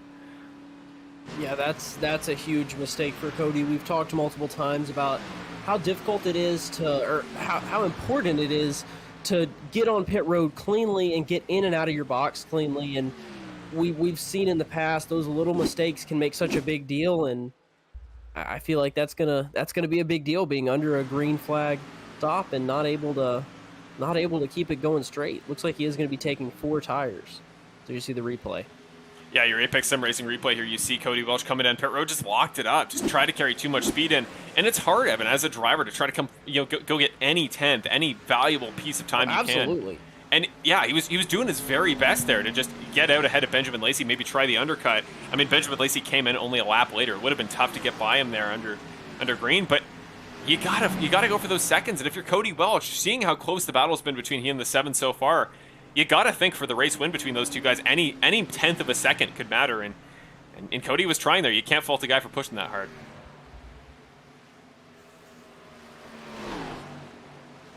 They're back up front now. It's going to be Brandon Jackson leading the race. And, of course, he is one of those guys who pitted quite a ways ago, 41 laps into the race. So he's going to be coming down pit road. You got to think within a couple laps here. We said about 27, 28 laps was the fuel stand earlier. This should be pit lap for him. Yes, it is. Here comes the 99. Going to give up the race lead there. Garrett Hall now going to take over the race lead again. Going to lead his 2nd lap of the race. So on this alternative strategy, Garrett Hall leading a couple laps here throughout the course of tonight's event. And under the old points system, that may have helped a little bit more, but now those bonus points have been minimized here in the Bandit Racing League. So it will not come to fruition tonight, those extra points. So it's going to be Brandon Jackson. Now, that's Curtis Yancey going by. He has yet to pit here on this current kind of stint of things. There's Eddie Haggy coming down pit road. Same with Benny Hogan. So as we cycle out, where everybody has pitted on the same strategy, on sequence, everybody's back on the same strategy. It's Hall and Yancey up front who have yet to, and then it's Lacey, Guzik, and Nickerson. Now, Nickerson's kind of in an interesting spot here because he pitted on lap number 51 20 laps ago. He's on old tires, but technically he's kind of on the same stop. Like, he's within 20 laps of tires, of pit stopping, rather than 30, which it was a moment ago for all those guys that hadn't pitted. I just sort of crashed somewhere. Not particularly sure where that was. Travis Smith somewhere on track, appearing to have a little bit of damage, but he recovers, gets back on from the apron, so not sure what happened there. Here we go. Now Garrett Hall just coming onto pit road now, driver of the number 26. Again, a pretty solid race from him so far. A couple more guys going to get by him. There goes, that was Jason Rome. Joshua McQuiggan should get him here. Yeah, Kilzook and McQuiggan both going to get him, but going to be on fresher tires here. Kevin Foster goes by, but he has yet to pit here on this current cycle, so should cycle out. Maybe not a top 10, but somewhere pretty close there for the driver of the number 26. Now the big question was, where is Cody Welch? And I mean, okay, it's definitely gonna harm his race quite a bit, that spin there on pit road. That's not gonna particularly help his case, but I mean, Cody Welch came back out in front of Nick Nickerson, who we were saying was kind of provisionally the final guy in the top 3. That may be incorrect because Tony Hilbrands now takes over the 3rd spot, and he did pit on the same lap as Welch and Benjamin Lacey leading the race. So Tony Hilbrands might be the guy to watch out for there for the final podium spot. But yeah, Cody Welch, they're only 6 seconds back there. So, I mean, he made the mistake, Evan. You never want to make a mistake here in this series because those mistakes can cost you. But to only lose 6 seconds there for a mistake that Cody Welch probably would have thought was pretty crucial there in the moment, probably not too bad.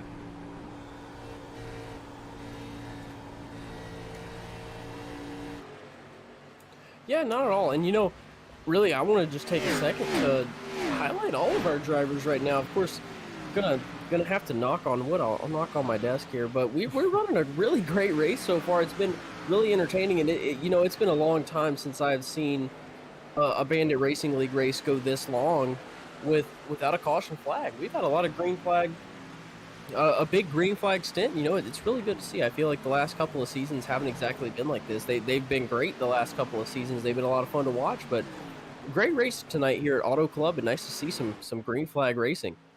Here we see Cody Welch shooting by on the outside of Tony Hobrands in the 92. So not a newer tire situation. Both guys pitted on lap 68. The question is maybe did one guy pit, one guy didn't. But whatever it is, clearly more pace there in the 85 car as he shoots by, and so does Alec Daffin, the 48 car, who also pitted on lap number 69. So he's on the same strategy, pitted on the same lap as Benjamin Lacey. So Alec Daffin here, if he can fight back against Cody Welch, and especially if Brett Guzik has to make one extra pit stop there with 7-lap older tires and older fuel, Alec Daffin could potentially find himself getting a first career podium, maybe even a first career second place.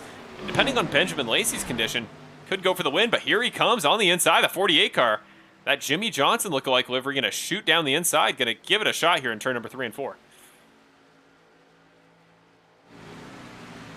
You see from a fan's perspective here, off of turn number 4 as the two guys go side by side. This is what you'd see if you were a crowd member at the Real World Auto Club Speedway out there in California. As the sun starts to go down here, sunset setting in here at Auto Club. Of course, the track is lit, so if we go too much later, actually that might just be cloud cover. Very dark clouds here. It looked like the track was just getting darker, but there goes Daffin, the 48 car, going to get the run on the inside line, and Welch is going to have the better run off the outside and is going to slide up behind a car to get the slipstream.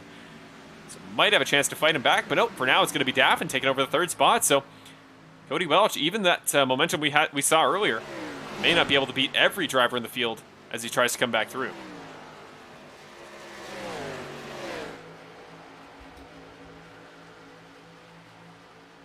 Down pit road now comes the 2 of Nick Nickerson here. Who did I jump to? Sean Britt having a fun battle here side by side with the 9 of Hunter Henry for 27th. But no, we're jumping back here to show Nick Nickerson, who's just coming down out of pit road now.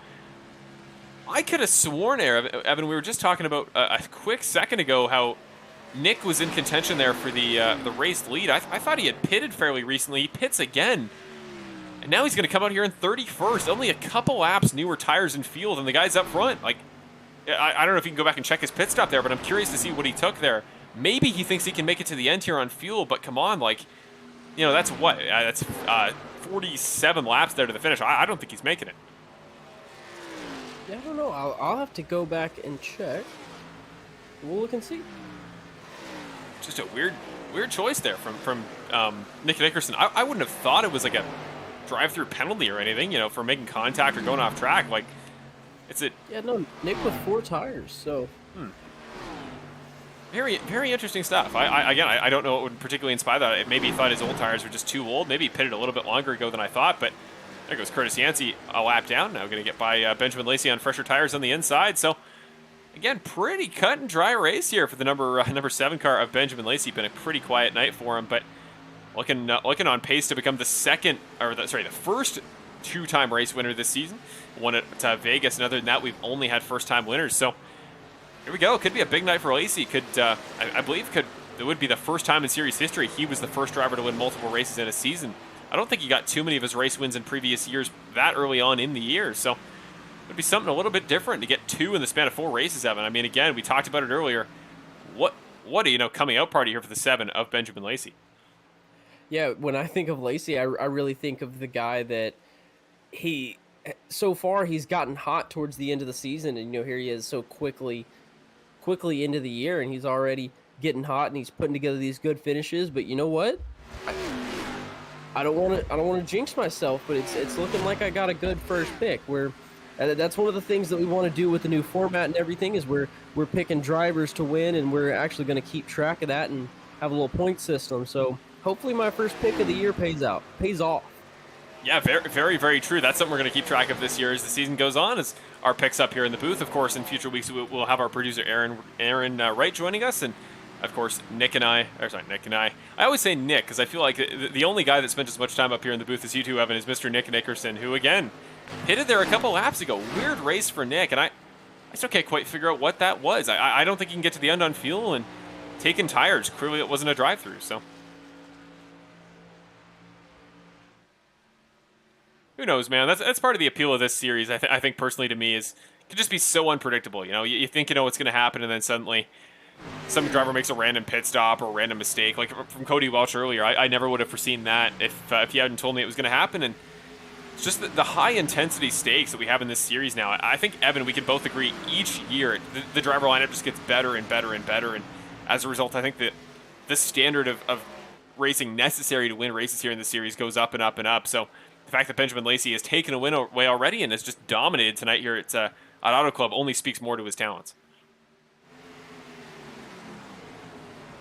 Coming down pit road now is Christopher Hamilton, my pick for tonight's race win, and unfortunately just has not been going his way so far. And so is Brandon Jackson here, just coming off pit road there from the 29th spot. Hasn't been a particularly great night for Jackson since that early dominance, that early success towards the beginning of the race. Now he's a full minute back. So I think the general rule here at Auto Club is going to be if ever you're more than about 46, 47 seconds back of the race leader, you're kind of just out of contention, because even with a pit stop from the leader, you wouldn't quite catch up to him. And right now, that's just the case for Brandon. He's fallen back since that early success. So some guys tonight have been just having, I think, stuff that maybe we don't pick up on, maybe we don't catch here. This is the battle for 23rd between Andrew Zook and Hunter Henry. But yeah, I think stuff that we just don't catch up on. Some guys are dropping back, and Jackson and Nickerson are two of them. Yeah, they are. They've fallen pretty far back, and that's just one of the things with pit strategy is, the things get so spread out and such little things can happen that are going to get you so separated from the rest of the field, and sometimes it's just going to take a caution that'll really screw everything up here. So we're going to have to see what happens. You never know when a caution flag is going to fly, when somebody's going to get in trouble, and then everything can just be completely turned on its head. That's one of the most interesting things about races like this with these interesting and varying pit strategies. Yeah, the more races we have in the series that go green this long, the more of these style races we're going to see. And honestly, if we get more technical strategy style races, I think it's only going to play into Benjamin's strengths, but it's also going to make this series, in my personal opinion, even more interesting. So Benjamin Lacey, again, continuing to lead here in the Field Filler Media 125 at Auto Club Speedway. We're going to go to one final commercial break for the race, and then it's going to be 40 laps straight to the finish here at Auto Club. That's going to be about somewhere in the ballpark of 25 minutes towards the end of race time. And then, of course, post-race, in your post-race show here on Full Send Racing Network, we go over your race winner, do your race interviews, and talk about the future of the series. So for now, going to come back in just a moment here to virtual Auto Club Speedway here in the 4th round of the 10th season of the Bandit Racing League, season number 10, here in the Geezer Authentics Xfinity Series. Be back here in just a moment.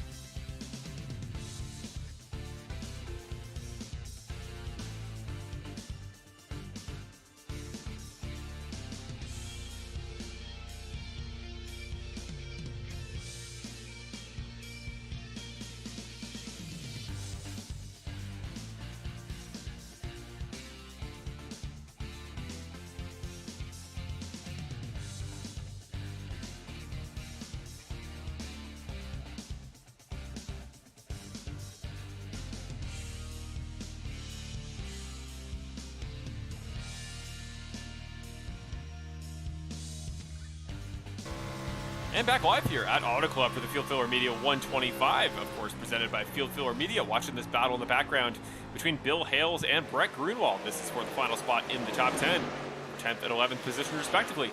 Very quickly, just have a fun sweepstake we kind of want to talk about here for a minute.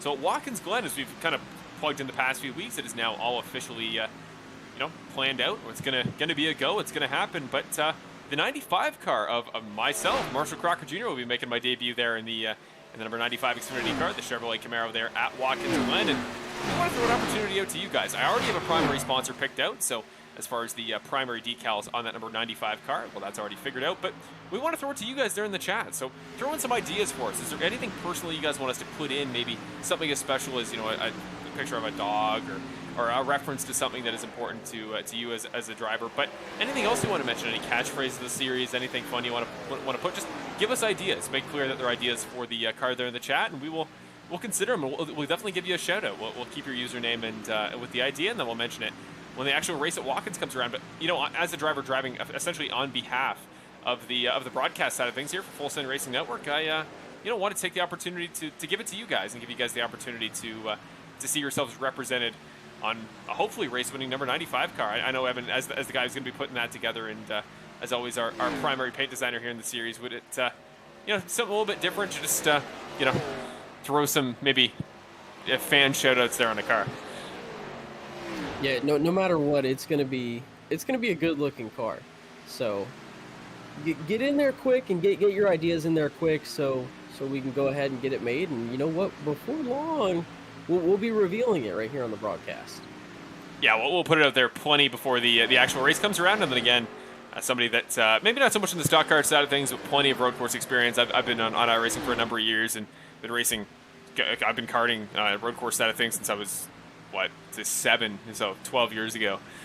Feel like I'm gonna have a fair bit here, at least if I can prepare for one particular race, go for a one-off win in the 95 at Watkins, and hopefully win on behalf of you guys here, our lovely fans on the Full Send Racing Network broadcast. Back up to the front of the field, it's Benjamin Lacey, as it's been for quite a while now. 34, coming to 34 laps to go here at Auto Club Speedway in the Field Filler Media 125, and it's been all Benjamin Lacey from start to finish here right now. But Alec Daffin currently sitting in second, is reeling that gap in a little bit. We'll put up the lap time comparison between the number 7 and the number 48. Well, he was reeling them in for a while there, but that last time by lap number 90, Lacey took up 2.5 tenths off the 48 car. So maybe stalling out a little bit as Alec Daffin, but so far I've been only impressed with him. Perhaps on the other side of the coin, really an entire organization, entire group that has been kind of behind what we'd usually expect here tonight, not having a ton of success at Auto Club, is GFR Racing, a team that this season so far has been just dominant. They've been up front really every race. Had 2 guys on the podium last week. Brett Guzik there, breaking up the all 3 there in third. But other than that, Nick obviously winning at COTA last week. He's been up in the podium every race so far. Christopher Hamilton getting a podium. They've been very quick. They have all 3 drivers in that team, save for Christopher Hamilton, defending series champion, or former series champions. But tonight, not really going their way. If you want to highlight where those guys are, well, currently there is Nick Nickerson, who, of course, he is on a different strategy. He's pitted a couple laps more recently than most of the field, but not enough that I think he'll save a pit stop. So Nick Nickerson currently sitting 18th in the 2 car, the best of those GFR guys. Then it's Ricky Hart Jr. It's Kevin Foster in 24th, just ahead of Ricky Hart Jr. in 25th. And then a little ways back, it's Christopher Hamilton there, my pick for tonight's race, who unfortunately, after some early struggles, has just not made his way back through the field. So, Evan, we never would have guessed, I would have imagined, all 4 GFR guys, at best, currently sitting in 17th. Yeah, that's definitely very surprising. It's not something that I would have expected at all. If you told me before the race that we would be this far in, and that's where these guys would be at. But the thing is, you never know when a caution is going to fly. I alluded to it a little bit earlier. You never know what's going to happen towards the end of the race, and if these guys get bunched back up, it can really change the situation of the race. It can turn some of these leaders' races on their heads, and it can completely change their fuel strategy. So there's still time in this race, especially when it's such a fuel strategy dependent one like this. Yeah, no doubt about that. A caution would completely change the narrative of this race, and we were talking about it off camera just a moment ago. I think we still have that feeling, Evan, that there's going to be another one. So don't be surprised if we see another one coming out and just totally changing the complexion of this event. We see Hunter Henry and Daniel Stein in that Twisted Tea number 87 battling for 18th. Here comes down pit road, Brett Guzik, your pole sitter for tonight's race, the Rogue Energy Pole Award winner. That 04 car coming down for Brett Guzik Motorsports, very fittingly titled. Your defending series champion. This should be his final pit stop of the race. Yeah, 30 laps. It's going to be close, but if there's anybody, Evan, who likes to cut it close on fuel, it's Brett Guzik, as we saw on display at Las Vegas. Yeah, I was about to say, we already saw that he likes to cut it close, and he can cut it close, so we'll see if he can save just a little bit more here. Coming out just in front of the 07 of Andrew Zook, who's going to be one lap behind him. That gap up front has not really changed. Looking at that gap between Benjamin Lacey and Alec Daffin for the lead. Daffin, again, was getting close. You saw that the lap time comparison was faster 4 laps in a row, and since that, it's fallen back about a half a second. Now down back to 7 seconds, back to your race leader. So it's been the Benjamin Lacey show for the better part of the entire event. Not really a surprise when you consider the talent he's had in this car at this track in the past. And being a hometown guy, you got to think he knows Auto Club better than almost anybody in the entire field. So Joshua McQuiggan, we see there behind the horribly placed the timing pole there. He's pitting from 18th. There is Garrett Hall as well, and behind him, who's, again, we talked about him a little bit earlier. He was doing pretty consistent top 10, top 11 laps here. Now he drops back, but should pit for the final time in tonight's race. And I would say probably lap 97, 98 is about the time when you could pit and pretty comfortably make it to the end of the race on fuel. So got to thank Evan that Benjamin Lacey and Alec Daffin, as they come towards what should be the end of their pit cycle here, probably going to wait to the very last minute if possible. Yeah, I can imagine that you want to wait as late as you can, because you definitely want that final set of tires. You want that final stint to be as good as possible. Back in the third here, a guy we haven't talked about in a little bit, and he's going to comfortably take over third place as Tony Hilbrands comes down pit road as we speak. That's Cody Welch. He's back after that earlier mistake on pit road, back up into the top 3 in the podium spots. So could go for his second podium of the season tonight, but I just saw Brandon Jackson further back in my telemetry.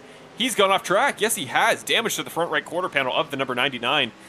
Going to go to your Apex Sim Racing replay, see what happened to the 99 car, because Brandon Jackson's night is just, it's getting worse faster than it's getting better.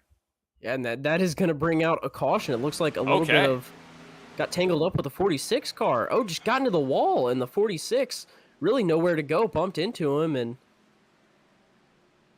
yeah, that kind of second, the 1-2 punch there in boxing terms, followed it up with a second one to the 46 car, making contact again after Brandon went around. So went about as horribly as it could have there. That turn number 4 for Brandon Jackson, again hit the outside wall, and then Ricardo Bernal on the number 46 came back into him. So that's a caution, and ladies and gentlemen, that shakes this entire race up, because Benjamin Lacey's going to tuck up in behind. Alec Daffin's going to be on the front row unless he pits, which everybody should there up front. Do you know who this is going to help, though, Evan? It's Mr. Brett Guzik, the guy who just pitted and is on the lead lap there, I believe, in the 04. Actually, let's check my facts on that, because he is not. So Guzik's a lap down. The caution comes out. He just pitted. Normally that would be advantageous, but that does mean he's not going to get back on the lead lap because he is a lap down. So he'll be on the lead lap, but he won't be your race leader. It's going to be a battle off pit road here. And as we see Benjamin Lacey come down, maybe, Evan, the biggest pit road battle we've seen all season.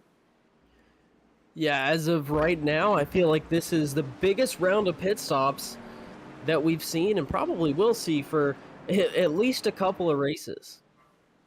So here we go. Who stays out? Nobody. Everybody's down pit road. Terry Condis, I believe the first guy who's not going to come down pit road, and even he may be in just a moment, but for now, just hasn't quite made it there yet. Yeah, he's down pit road. Here we go. The battle off pit road.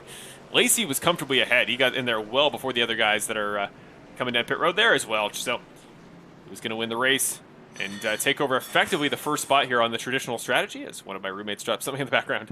But Cody Welch there, parked on pit road still. There goes Lacey. So the 7 car is going to maintain its race lead. Now, where does Daffin come out in reference to Cody Welch? Here's Alec Daffin and Cody Welch. You see there getting the tires fired up on the inside. The line does not get by him, but he's going to come out in third. So your top 3 going to remain, and they are going to remain your race leaders, as the guys who were a lap down there prior to the caution are going to cycle out ahead of them and should get back on the lead lap. So it's going to be Lacey, Daffin here. Alec Daffin sitting in second in the 48 car. Cody Welch, Kale Zook coming out in fourth, and Bill Hales should come out and the 53 car as the back driver of the top 5. So that's a fun top 5 if you ask me, Evan. And now, there no excuses. Cody Welch got his damage repaired. He's got fresh rubber. He's got fuel to the end.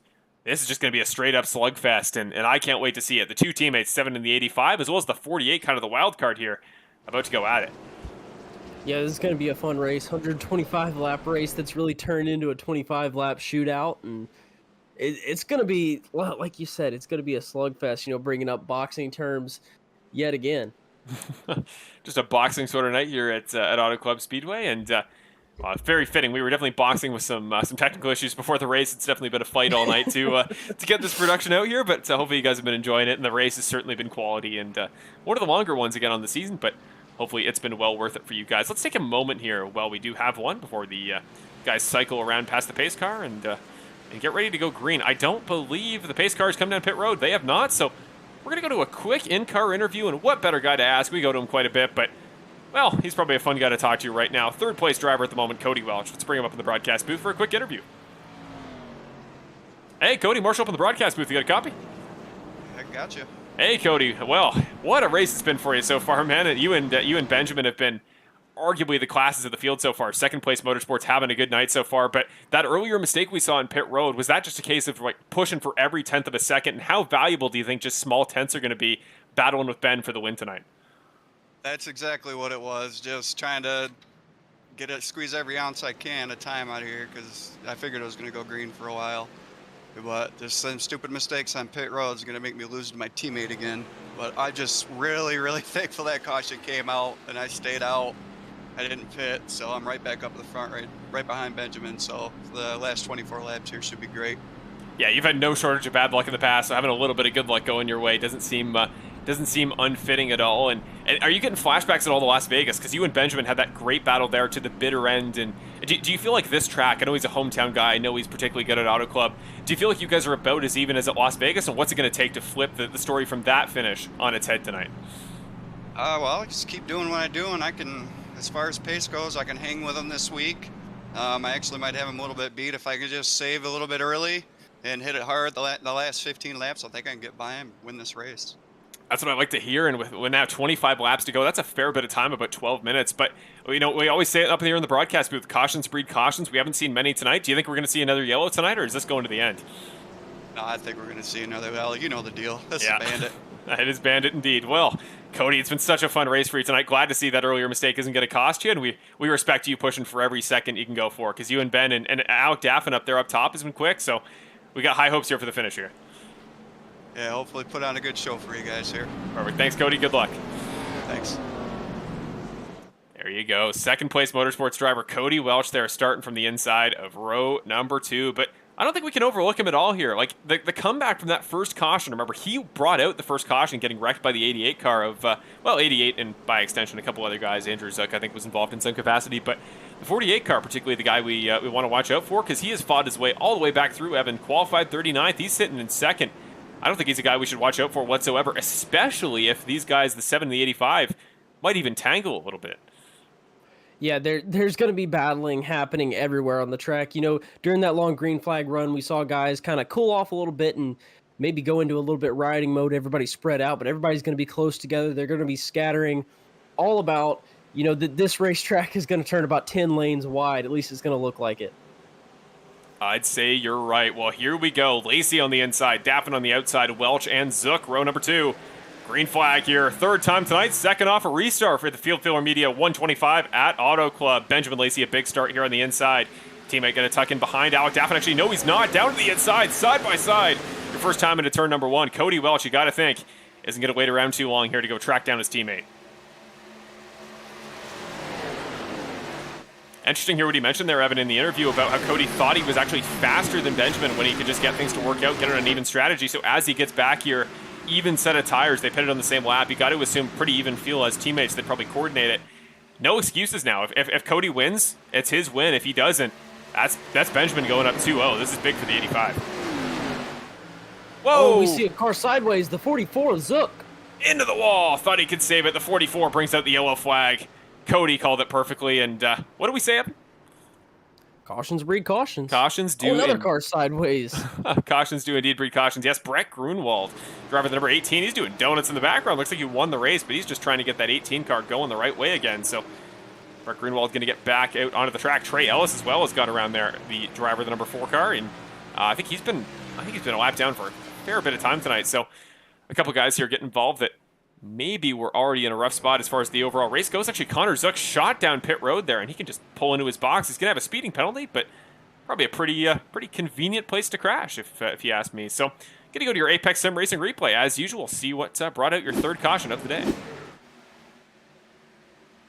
Yeah, so I think it started up top there with whatever happened to Trey Ellis, because he spun around right in front of the pack, and, of course, as a lap down car, this was decently far up in the field. That's Bill Hales there. I think was currently in 6th at the time. So he just got loose. The 4 Trey Ellis just looped it around. He caught the 55 of Zook, who shot straight down pit road. We're going to have to go to Connor's in-car perspective, but there he goes. Spins it around. The 44 car and Grunwald in the background, both spinning around too. Let's see Connor Zook's onboard camera here, because he took a pretty mighty tumble there.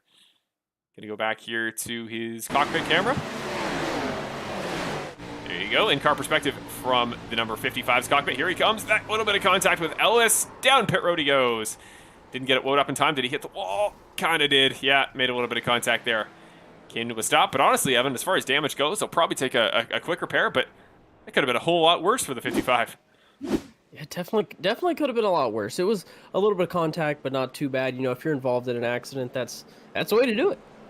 Yes, sir. It's well, I think it's always been a valuable skill. Many people know in racing that the best thing to do in racing is not crash. Obviously, in any form of motorsport, any form of sport in general, don't crash, don't get injured. But if you're going to, do it in such a way that you don't get taken out of the race. And yes, sir, that's a valuable skill to have. And Connor Zook, I mean, I don't think he's going to be on the lead lap if I had to estimate. No, he's already gone a lap down. But yeah, that's a valuable skill. And Auto Club tonight, you would have thought with kind of a wider oval there, a lot of grass in the infield, that maybe wrecks we see where guys go around, they should be able to save them a little bit more frequently. But we saw earlier on with Alec Davin, who currently runs 3rd, that no, he just flat out looped it there when he got a little bit of contact, hit the inside wall, and we just saw the same thing from both guys involved in that wreck. So it's kind of a trade-off here. You know, the shorter ovals like a Bristol or a Martinsville, less room to get around a wreck when they happen, but generally a little bit easier to keep it off the walls just because you're not going quite as fast. But here at Auto Club, I think the pure momentum just,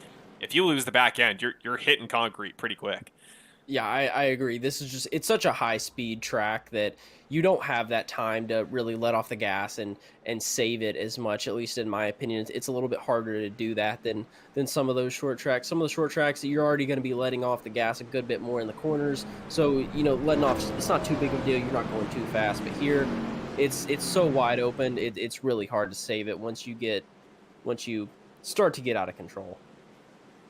Well, as the lights of the pace car go off and we get ready to go to green this next time by, the two teammates on the front row, the 7 and the 85, going to take us to green the next time by. But very quickly, let's talk about your schedule for the next couple weeks here. Remember, we do have a break next week. There will be no race next Wednesday here on the Full Send Racing Network and in the Bandit Racing League in general. However, the week after that, we're back to Dover, the Monster Mile. It's going to be a mile of concrete there, the concrete jungle, I've always called it in the past. Such a fun track, so technical. Such high speeds for a track of its size. It's truly one of the best on the calendar, and I don't know, it's one that guys like Ricky Hart Jr. in particular have been excited for in the past, so that'll be a fun one. And then in Nashville Super Speedway, a track I know very little about. It was really only added to the NASCAR circuit in the last couple of years, so not a track that I've learned over the course of a 20-year kind of passive understanding of NASCAR. I'm more so in the last couple of years, so I guess I'm slightly familiar with it. But after that, Indianapolis in round number 7, then Kansas to round off the month of May, and gonna have a race every week of that month. And then the first race of the week is gonna get cut off there on June the 1st. We go straight to Atlanta the next week. There's your schedule the next couple of weeks. Catch us up in 2 weeks when we go to Dover. But here we go.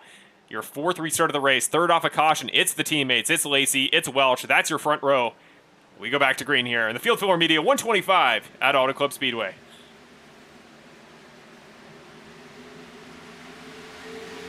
Great jump out front for Benjamin Lacey. Cody Welch just did not get rolling with him. I was kind of curious to see maybe the teammates would get a great start together. Maybe they coordinate the start timing in some way, but there we go. Welch, you can see him. I'm looking at his Skype right now, looking a little bit stressed there as the 48 car started to ride up. Here comes Curtis Yancey. Had kind of a quiet night so far tonight, but remember earlier on, Evan, how quick he was in the short runs. Curtis Yancey can gas to the end. Could the 51 car potentially be a threat to win this thing? We will find out here through turn number 3 and 4, off of turn 4. Benjamin Lacey can lead it again, but this could be the run for Cody Welch here. Curtis Yancey following him. Alec Davin going to get cut off by the 51 car. He's back down to 4th. Brett Guzik very quietly, your Rogue Energy Pole Award winner tonight. He's moved his way back into the top 5. He's back in contention. Those earlier cautions changed everything here. Through turns number 1 and 2, it's the 85 falling in behind, again, his teammate. And you might see the 7 and the 85 try to just, conserve tires here early, not burn it up too much, and maybe think about the long game, because clearly on those longer runs earlier, they were quite a bit quicker. So we're seeing comments, though, in the chat there. This is your night, Cody. It might be indeed, but he's going to have to beat some of the series elite in order to claim the win here tonight and break, again, that 30-race winless streak. But knock on wood for him. Don't want to jinx him, but I feel like 30 is a pretty perfect number to end that streak on. It sounds pretty good to me, and I know Aaron, who's supposed to be producing tonight, I know he's definitely pulling for Mr. Welch. 2 of the picks, I picked Lacey, and Aaron picked Welch. We got some 2 good guys. Where's your pick? Where's your pick, Marshall? Anyways, to a different topic here in tonight's event, as my pick currently sits, I believe, 18th. Christopher Hamilton back on the lead lap, actually. So, hey, let's not count our chickens before they hatch, ladies and gentlemen. Christopher Hamilton back on the lead lap, but here we go. Cody Welch peeking the nose under. Almost sent him around there. Got in the quarter panel for a moment on the 7 car, so that should tell you everything you need to know. The teammates are not going to fight particularly passively. They are going to battle it out to the finish, and we got teams here in the Bandit Racing League, and I'm glad we do, but honestly, Evan, I'd rather see these guys race. Oh, yeah. And the thing is, these guys are... There are teams here, but these guys are still racing. I can promise you that. I don't think the teams are doing much more than they were before. These guys are friendly with each other, so of course they're going to be friendly whether they're on a team or not. But when it comes down to racing, these guys are going to race, and they're here to win the race, and they're going to do everything they can to win it. I'd say you're definitely right. Here's again the top 3 remain the 7, the 85, the 51, and there is Alec Daffin right in behind, and a decent gap back to Brett Guzik, but he still sits at the back end of the top 5, just in front of Jason Greenwell, who's pretty silently having a good ladder portion of the race so far. But here we go, Cody Welch. Again, going to get close there into turn 1, not enough as of yet, and I think the best plan might almost be to just form up a line between the 2 teammates out front. Let Curtis burn his tires up, because it's really hard to get both guys in one fell swoop, although he might try to get one here.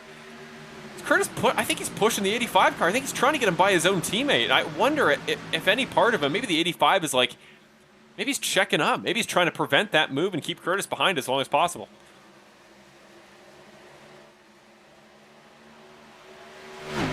Off of 4, here they come. Again, your top 3 remain Lacey, Welch, and Yancey. Yancey peeking down to the bottom. The 85 car kind of weaving around right behind the 7, doing the exact same thing. So these guys, they're single file, but they are not just sitting around and waiting for the end of the race. They are really trying to find openings. It's just nobody wants to be the guy to cause that massive wreck at the end of the race between the leaders, make that risky play a little bit too early, though.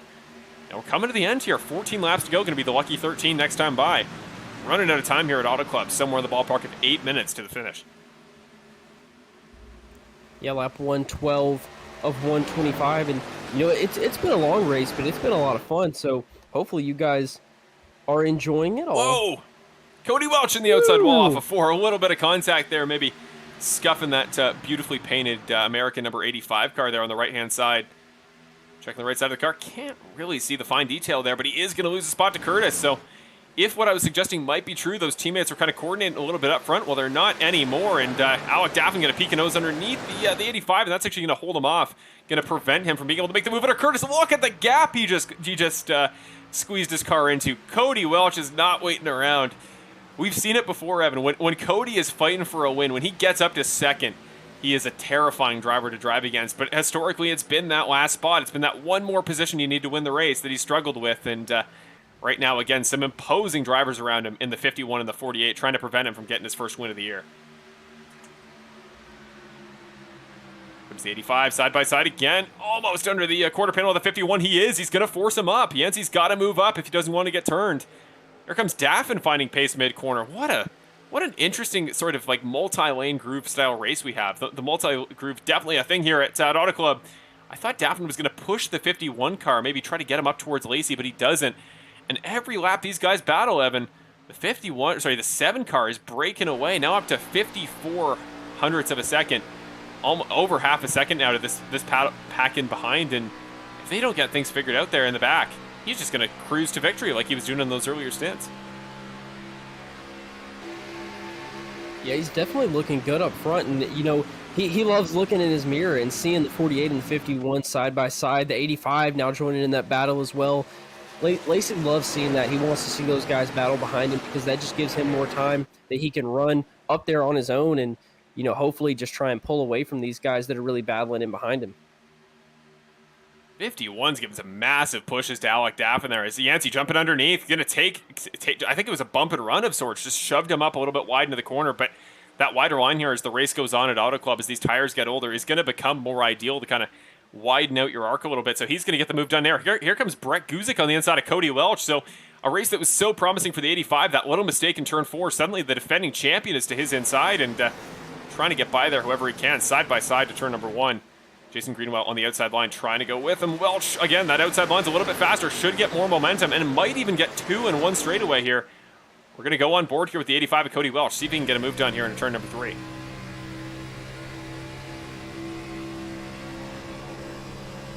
Oh, he's sending it underneath. That was a pretty late dive here. Can he force the 51 up? He can a little bit, but if you don't get by underneath, if you don't force him up enough, Evan, the guy on the outside is just going to take the run right back, and now he might get freight trained as the 51's going with him. The 04 might fall in behind, but no, Yancey chooses to go with Cody Welch, which is interesting. Kind of suggests a little bit that maybe he thinks the 85 car less of a threat than more of a threat than the 04, which I could definitely see. There he goes back to the inside the line.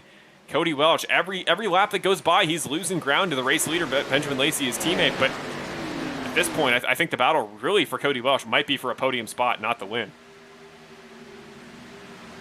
And you know, earlier we were talking a little bit about GFR Racing, and those guys they've regained a little bit of momentum. Ricky Hart Jr. right now sitting in 10th position, Kevin Foster sitting in 11th. So those guys are slowly working their way back up. Now, Nick Nickerson, I'm not exactly sure what happened to him, but the 2 car down in 24th position, 1 lap down. So a little bit, it's a little bit strange seeing the 2 being the lowest on the totem pole there, but GFR Racing working their way back up as this battle is just heating up front.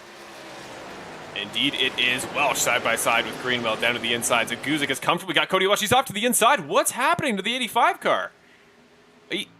He's off. He's just sitting on the apron. He's off the pace. What has happened to him? I mean, is he wrapping it up? Is he coming down pit road? What is happening?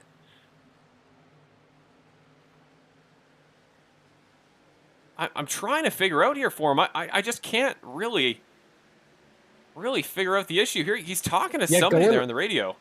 Going on board onto his cockpit, his engine is off. I don't know if he possibly ran out of gas or what happened, but yeah, he's coasting back to the finish on board here with the 85 of Cody Welch, a race that we thought was back. We interviewed him. We thought he was back in contention.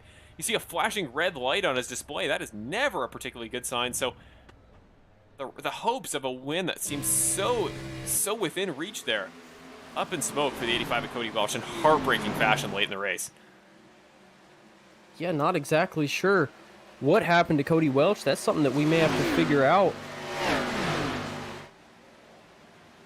But obviously not happy for look in the background. Bill Hale's getting spun a little bit. Bill Hale's getting... Kevin Foster in the 53, Bill Hales came into contact but didn't wreck. That was insane how... the 53 car was almost totally around on his front nose, and they've somehow saved it. Let's go to the Full Send Racing Replay. Full Send Racing Replay presented by Apex Sim Racing, your provider for all great things sim racing accessories. Use code BANDIT for 5% off your purchase.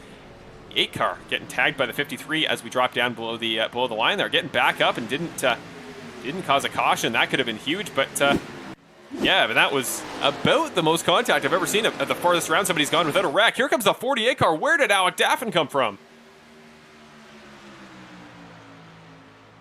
Here he comes. 5 laps to go here at Auto Club Speedway. The 48 car looking for his first win in series history. The basically monopoly that the 7 car has had on the race lead since maybe lap 30 might be coming to an end. Here comes the 7 car, and here comes the 48.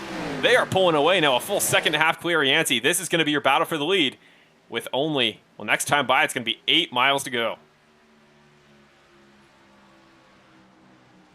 Yeah, and Cody Welch still sitting on pit road. Looks like he may have given up for the night. Not exactly sure what happened there. That's something that we may have to figure out a little bit later. But this battle up front is really where we want to keep our eye on right now. Here he comes on board there with the number 48 of Alec Daffin. Again, so good last week. Really his standout performance in the series as a new rookie. But this would be something else. He was kind of in contention there early on. But remember, he wrecked in that very first caution. He went around, got a quick repair, stayed on the lead lap somehow. And here he is, Evan, 100 laps later, battling for the lead. Like, who could have foreseen this? And if he wins, one of the best wins of attrition we've seen in history in the series. Here he goes down the inside. We are side by side.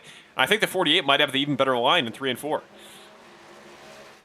Yeah, the 48 is looking good, and we've only got a couple of laps to go. Lap 122, about to be lap 123 of 125, and the 48 and the 7 side by side across the stripe. You could cut the tension with a knife. The tension is able to be palped, if you will. It is getting intense here at Auto Club Speedway. 3 laps to go. That's 5.5 miles as we come out of turn number 2. The 7 and the 48, Daffin and Lacey. And keep an eye there on the catbird seat spot of Curtis Yancey. He's not really catching as these two battle, but if these two make contact here on the final lap or something like that, we could see, just like Kyle Busch this past week in Bristol Dirt in real life in NASCAR, we could see a last-minute winner off a wreck between the two race leaders. And the 7 and the 48, again, that high line going to Lacey. I think the only way Daffin beats him back to the line is if he clears him, and he might have just cleared him. The 48 car, can he get up in front? He does.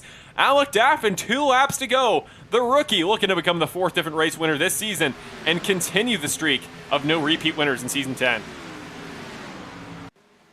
Yeah, that 7 of Benjamin Lacey, though, he's falling pretty quickly, but he's gonna give a battle if I know him. One of the best drivers at Auto Club specifically, and that's why I picked him. And these guys are, he just keeps falling further and further back.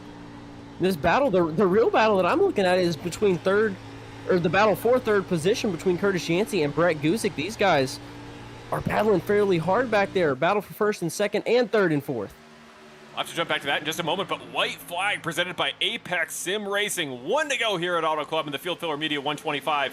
White flag is out. No more cautions will end the race. So here we go. Can Lacey find a way back? He gets close in 1 and 2. We'll jump to the battle for third in a moment, but this is the one you got to watch. Guzik takes over from Yancey's spot there in the 3rd spot, but this is the battle for the lead. One more try from Benjamin Lacey's all he's going to have in 3 and 4. Does he have it left in him, Evan? One more time. He's going to give it a shot. It will not be enough. He is like 3 or 4 car lengths back. Might get a run off of turn number 4, but it's not going to matter. From wrecking on lap number 10, bringing out the first caution, qualified 39th, Alec Daffin, the rookie in the 48 car. Gonna win at Field Filler Media 125 night at Auto Club Speedway. Your first time series winner. And what a way to do it. Beating one of the very best, the Auto Club specialist, the hometown native here in California. Alec Daffin wins the Field Filler Media 125 in his first career win. Yeah, Lacey finishing in second, and Brett Guzik just barely edging out Curtis Yancey for that 3rd place spot. What a drive there from Alec Daffin. Just what do you say about him? Getting, I think, a bit of a shout out, bit of a props from a couple drivers driving by him there on the inside. We're not really gonna mess around for too long. We're just gonna get straight to your victory interview here in just a moment. But first of all, soak it in there, Alec Daffin, tonight's race winner at Auto Club Speedway, and is again first in series history. I believe is your first rookie. Yeah, first rookie to win this season. And he did so from 39th on the grid.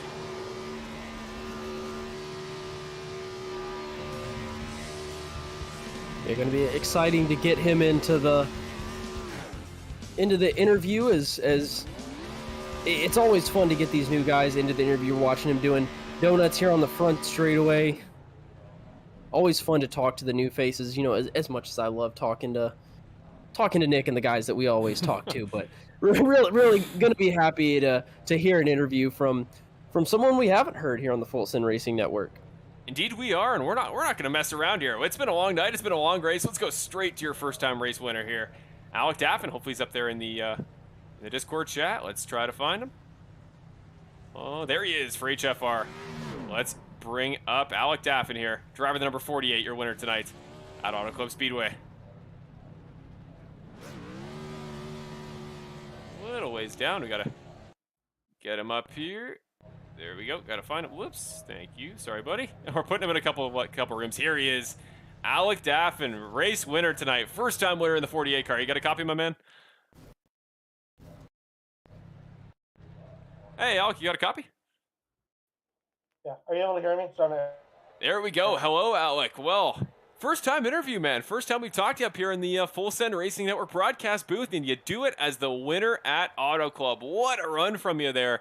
Had to track down Benjamin there in those last couple laps. He seemed so dominant early on, but in the end, you picked the win up. Just where was that speed hiding from you, man? And what was the last couple laps like to you? I don't know. Well, I should have qualified 13th, but I ticked the wall off 4 in my second lap. I ended up starting like 39th or whatever. And then got caught up in an early wreck. I was able to use my faster pair. And there's on that long run, I mean, there's some guys like double stand tires, and I thought of doing that, but I realized I didn't have to. So I was able to make my way through the front, and I just had better long run speed than a lot of guys, because like my short run speed, as you could see there, when we got those last 2 cautions, I went from like 2nd to 4th. I just couldn't keep up with those guys, but once I got back to 4th, I just tried to just stay patient a little bit there and just run my race, and then I got past Curtis and who's the other guy? Curtis, Benjamin. Benjamin. Yeah. Or no, it was the other guy who was running in the top 3. I got past both of them, and I was like within a second of Benjamin, pull away from the guys behind. So at that point, I knew I had the speed on Benjamin.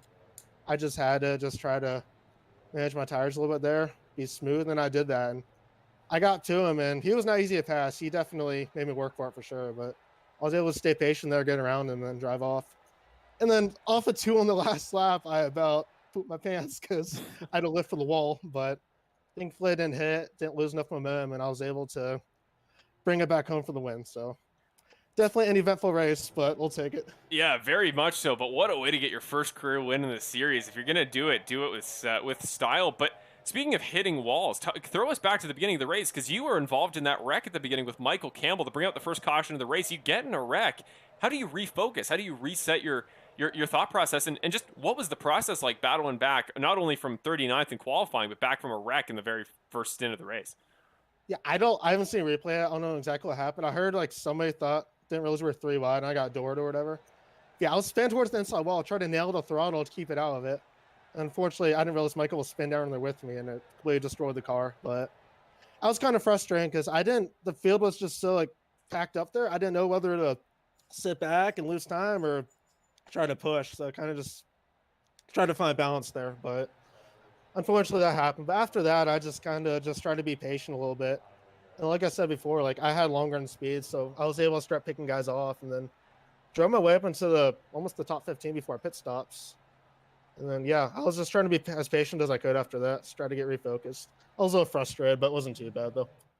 Well, that is what you did, my man. Here you are, first time in the broadcast booth, and you do it from the #1 spot in such a competitive race, beating one of the best in the series in Benjamin Lacey. So what a way to make your name known. And speaking of making your name known, whenever we have a first-time winner here, a first-time podium sitter up here in the broadcast booth, I like to give them a chance to kind of introduce themselves to the world here up here in the broadcast booth. Of course, 43 drivers, plenty of people watching to support their fan favorites. So a lot of people to tell a little bit about your background. And then last week, you were great at COTA, not a track that's particularly going to suit a lot of guys in the series.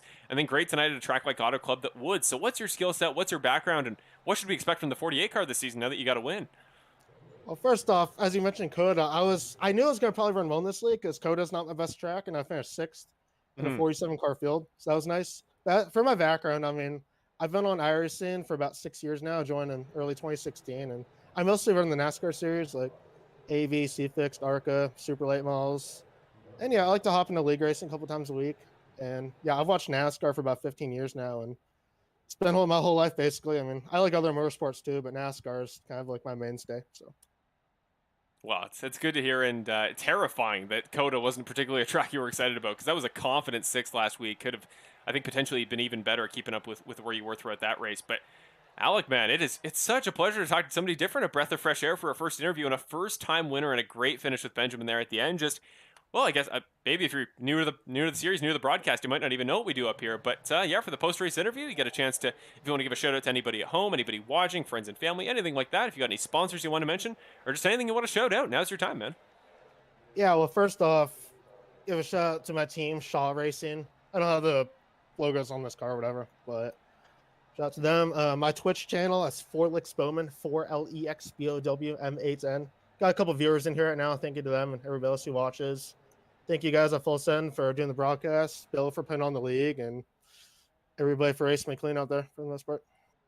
Perfect. That's all that can be said. Nice and clean and summed up. So thank you, Alec. Been a pleasure talking to you, my man. And yeah, hopefully not the last time this year. And with what I think an average combined finish of 3.5 for the first 2 races we've seen you. Well, it's not a bad way to start the year. So best of luck here going forward, and we'll see what we can do in 2 weeks at Dover. Okay. Yeah, I like Dover, and I'm trying to make the playoffs still, even though I missed the first 2 races. So I had stuff going on, but if we keep running like this, I definitely think we can. So yeah, it was good talking to you, and hopefully talk to you later in the season again. Absolutely, man. Congratulations, and yeah, I have no doubt that you can make those 2 races up. We've seen it done in the past, and clearly you've got the pace to do it. So again, congratulations, man. First time race winner this year. That's it's pretty sweet to see, and only your 2nd race in the year. Thank you. Catch you later. There you go. What a pleasure talking to Alec Daffin there, driver of the number 48. And I'm trying to remember, I'm trying to rack my brain there, Evan, but when was the last time we've seen a first-time race win in such a, maybe not dominant fashion, but he had pace all the way through. There was never any question that Alec was going to be in the battle for the finish. When was the last time we saw a rookie performance like that? You know, I can't really think of it. It was just a great run by him, and not necessarily a dominant win because he didn't dominate the whole race, but it was a very convincing win there at the end. Towards the end, he pulled up to Lacey and he went by him and he kept going. And I expected Lacey to give a bit more of a battle, and I know Lacey would have, as good as he is at Auto Club, one of the best drivers at Auto Club in this league, in my opinion. And the 48 car was just able to just pull away from him and off to a convincing win. So it was a great job by him. Well, speaking of Benjamin Lacey, one of the best in the series when it comes to Auto Club Speedway. He is in the green room right now, getting ready for his interview tonight with the driver of the number 7, 2nd place finisher, and probably the most dominant car of the night, Mr. Benjamin Lacey. Hey, Ben, it's Marshall from the broadcast booth. You got a copy? Yeah, I got you. Well, Benjamin, I think as far as drives that are just well-rounded, led most of the race go in the last probably 10 races in the Bandit Racing League, that was one of the most dominant without a win, man. Just came so close there at the very end. Alec just pipping you out there at the finale, but defending was looking like it was your masterclass there throughout the race. Nobody could just keep up with you, and even once you got to the front there on that late restart, you dominated. So what happened there in those last couple laps, and just what was it making you so hard to pass tonight? Oh, first and foremost, congrats to Alec, man. That's a heck of a finish there for you guys to watch, I'm sure. Good racing there, kept it clean, so appreciate that from him too. But I think it just kind of came down to who was able to kind of save their tires up a little better. I kind of had to push a little bit to kind of stay in front of the pack there, probably a little more than I wanted to, but you know, hey, ended up coming home 2nd place, so good times out there on the track. Yeah, it seemed like a fun race from start to finish. And talk us through a little bit the battle between you and Cody Welch, your teammate there at 2nd Place Motorsports, because we saw that a couple weeks back at Las Vegas, the identical battle. It was very similar again tonight. So talk us through, like, from a team perspective, what are you guys coordinating when you're in a spot like that battling for the lead? Like, are you guys coordinating starts together? How much, like, inter-team communication is there? And, like, towards the end there, when it seemed like you guys were going to battle for the win, what was the rapport like between you and Cody? Well, I mean, obviously, you know, teammates, so we work well together. You know, we were able to kind of just say, hey, we're going to go on this mark, and then kind of fight it out from there. You know, we're real good about communicating each other. Like, you know, hey, I think Cody dive bombed me one time, and before he even did it, he said, sorry, Ben. So that let me know he was coming, so I was able to give him some room there. So it's just real good. We're able to kind of give and take, you know, where we need to, and make sure we're not running each other over, like kind of what I did to Tony last week, because that was kind of my bad. But you know, as long as we're communicating with each other, it's pretty fun racing with them up there. Well, that's your 2nd podium of the season this week at Auto Club, and again in a dominating fashion. You were the winner a couple seasons ago at Auto Club in the Xfinity cars back in Season 8. So you've done this before. However, the way you won in Season 8, very different, kind of the inverse of this race. You were kind of the Alec in that race, in a late race caution, kind of put the kibosh on Brandon Jackson's hopes of the win, and you swooped in at the end. And since then, I think we've seen you change as a driver. From that point till now, 2 seasons later, you're the guy that can lead the most of laps. I think that we've run so far this season. You were dominant at Vegas, and and again, dominant tonight here at Auto Club. So are these tracks just working out for you better at the start of the year, or maybe is the Xfinity car more favorable to the trucks? Just what's making the 7 car the guy to watch so far this year?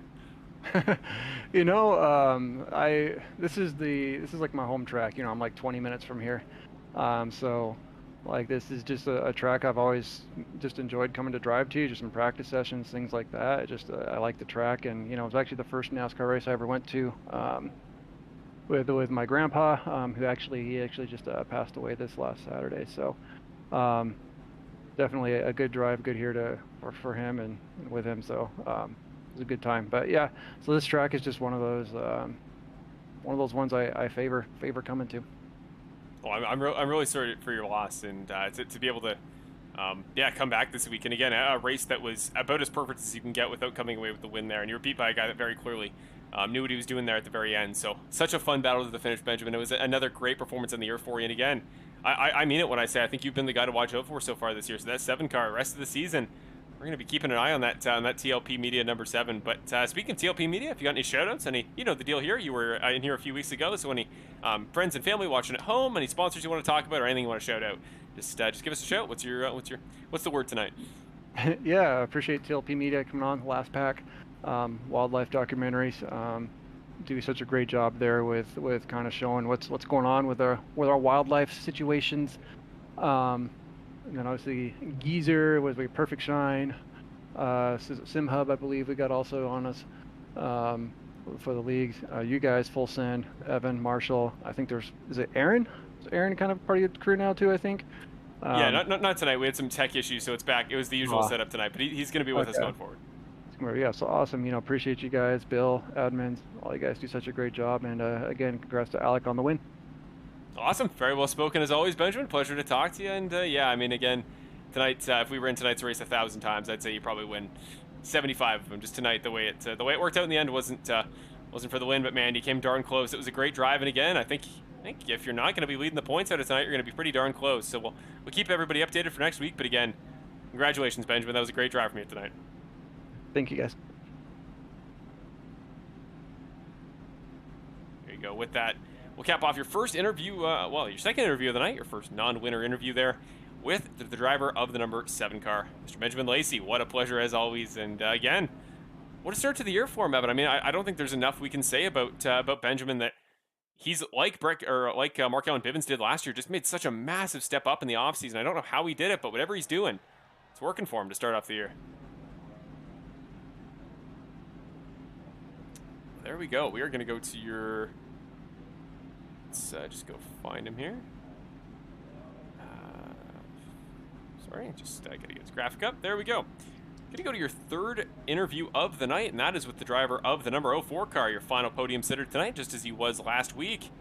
Mr. Brett Guzik is going to join us in the broadcast booth, your final interview here at Auto Club, and then we're wrapping it up because it's been a long broadcast tonight, but hopefully quite an enjoyable one from your guys' perspective.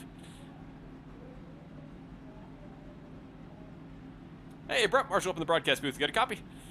Yeah, I've got you. Hey, Brett. Well, from start to finish, man, it was a pretty consistent performance from you, just like we saw last week at COTA. In the end, it was a battle between yourself and Curtis Yancey. We didn't really get a chance to look at it from the broadcast perspective, watching the battle for the lead. So, from your perspective, we'll put the highlights up. But just talk us through those last couple laps, how you were able to come home with that final podium spot. Yeah, just kind of going through the whole race. We had that caution there early with like 10 laps in or so. I thought I filled it up with fuel. Apparently I didn't. So basically I ended up still having the pit with a bunch of other people just much farther behind. So I had to actually save fuel throughout the whole race just to kind of get to the end and kind of save myself there at the end. Probably with whatever it was, 31 laps to go, or whenever we pitted, 29 to go, or whenever that last caution came out. Unfortunately, it put me like 7th or 8th at the very end of the longest line, and kind of had to battle my way up there, and ultimately just try and out-tire people and just make things happen.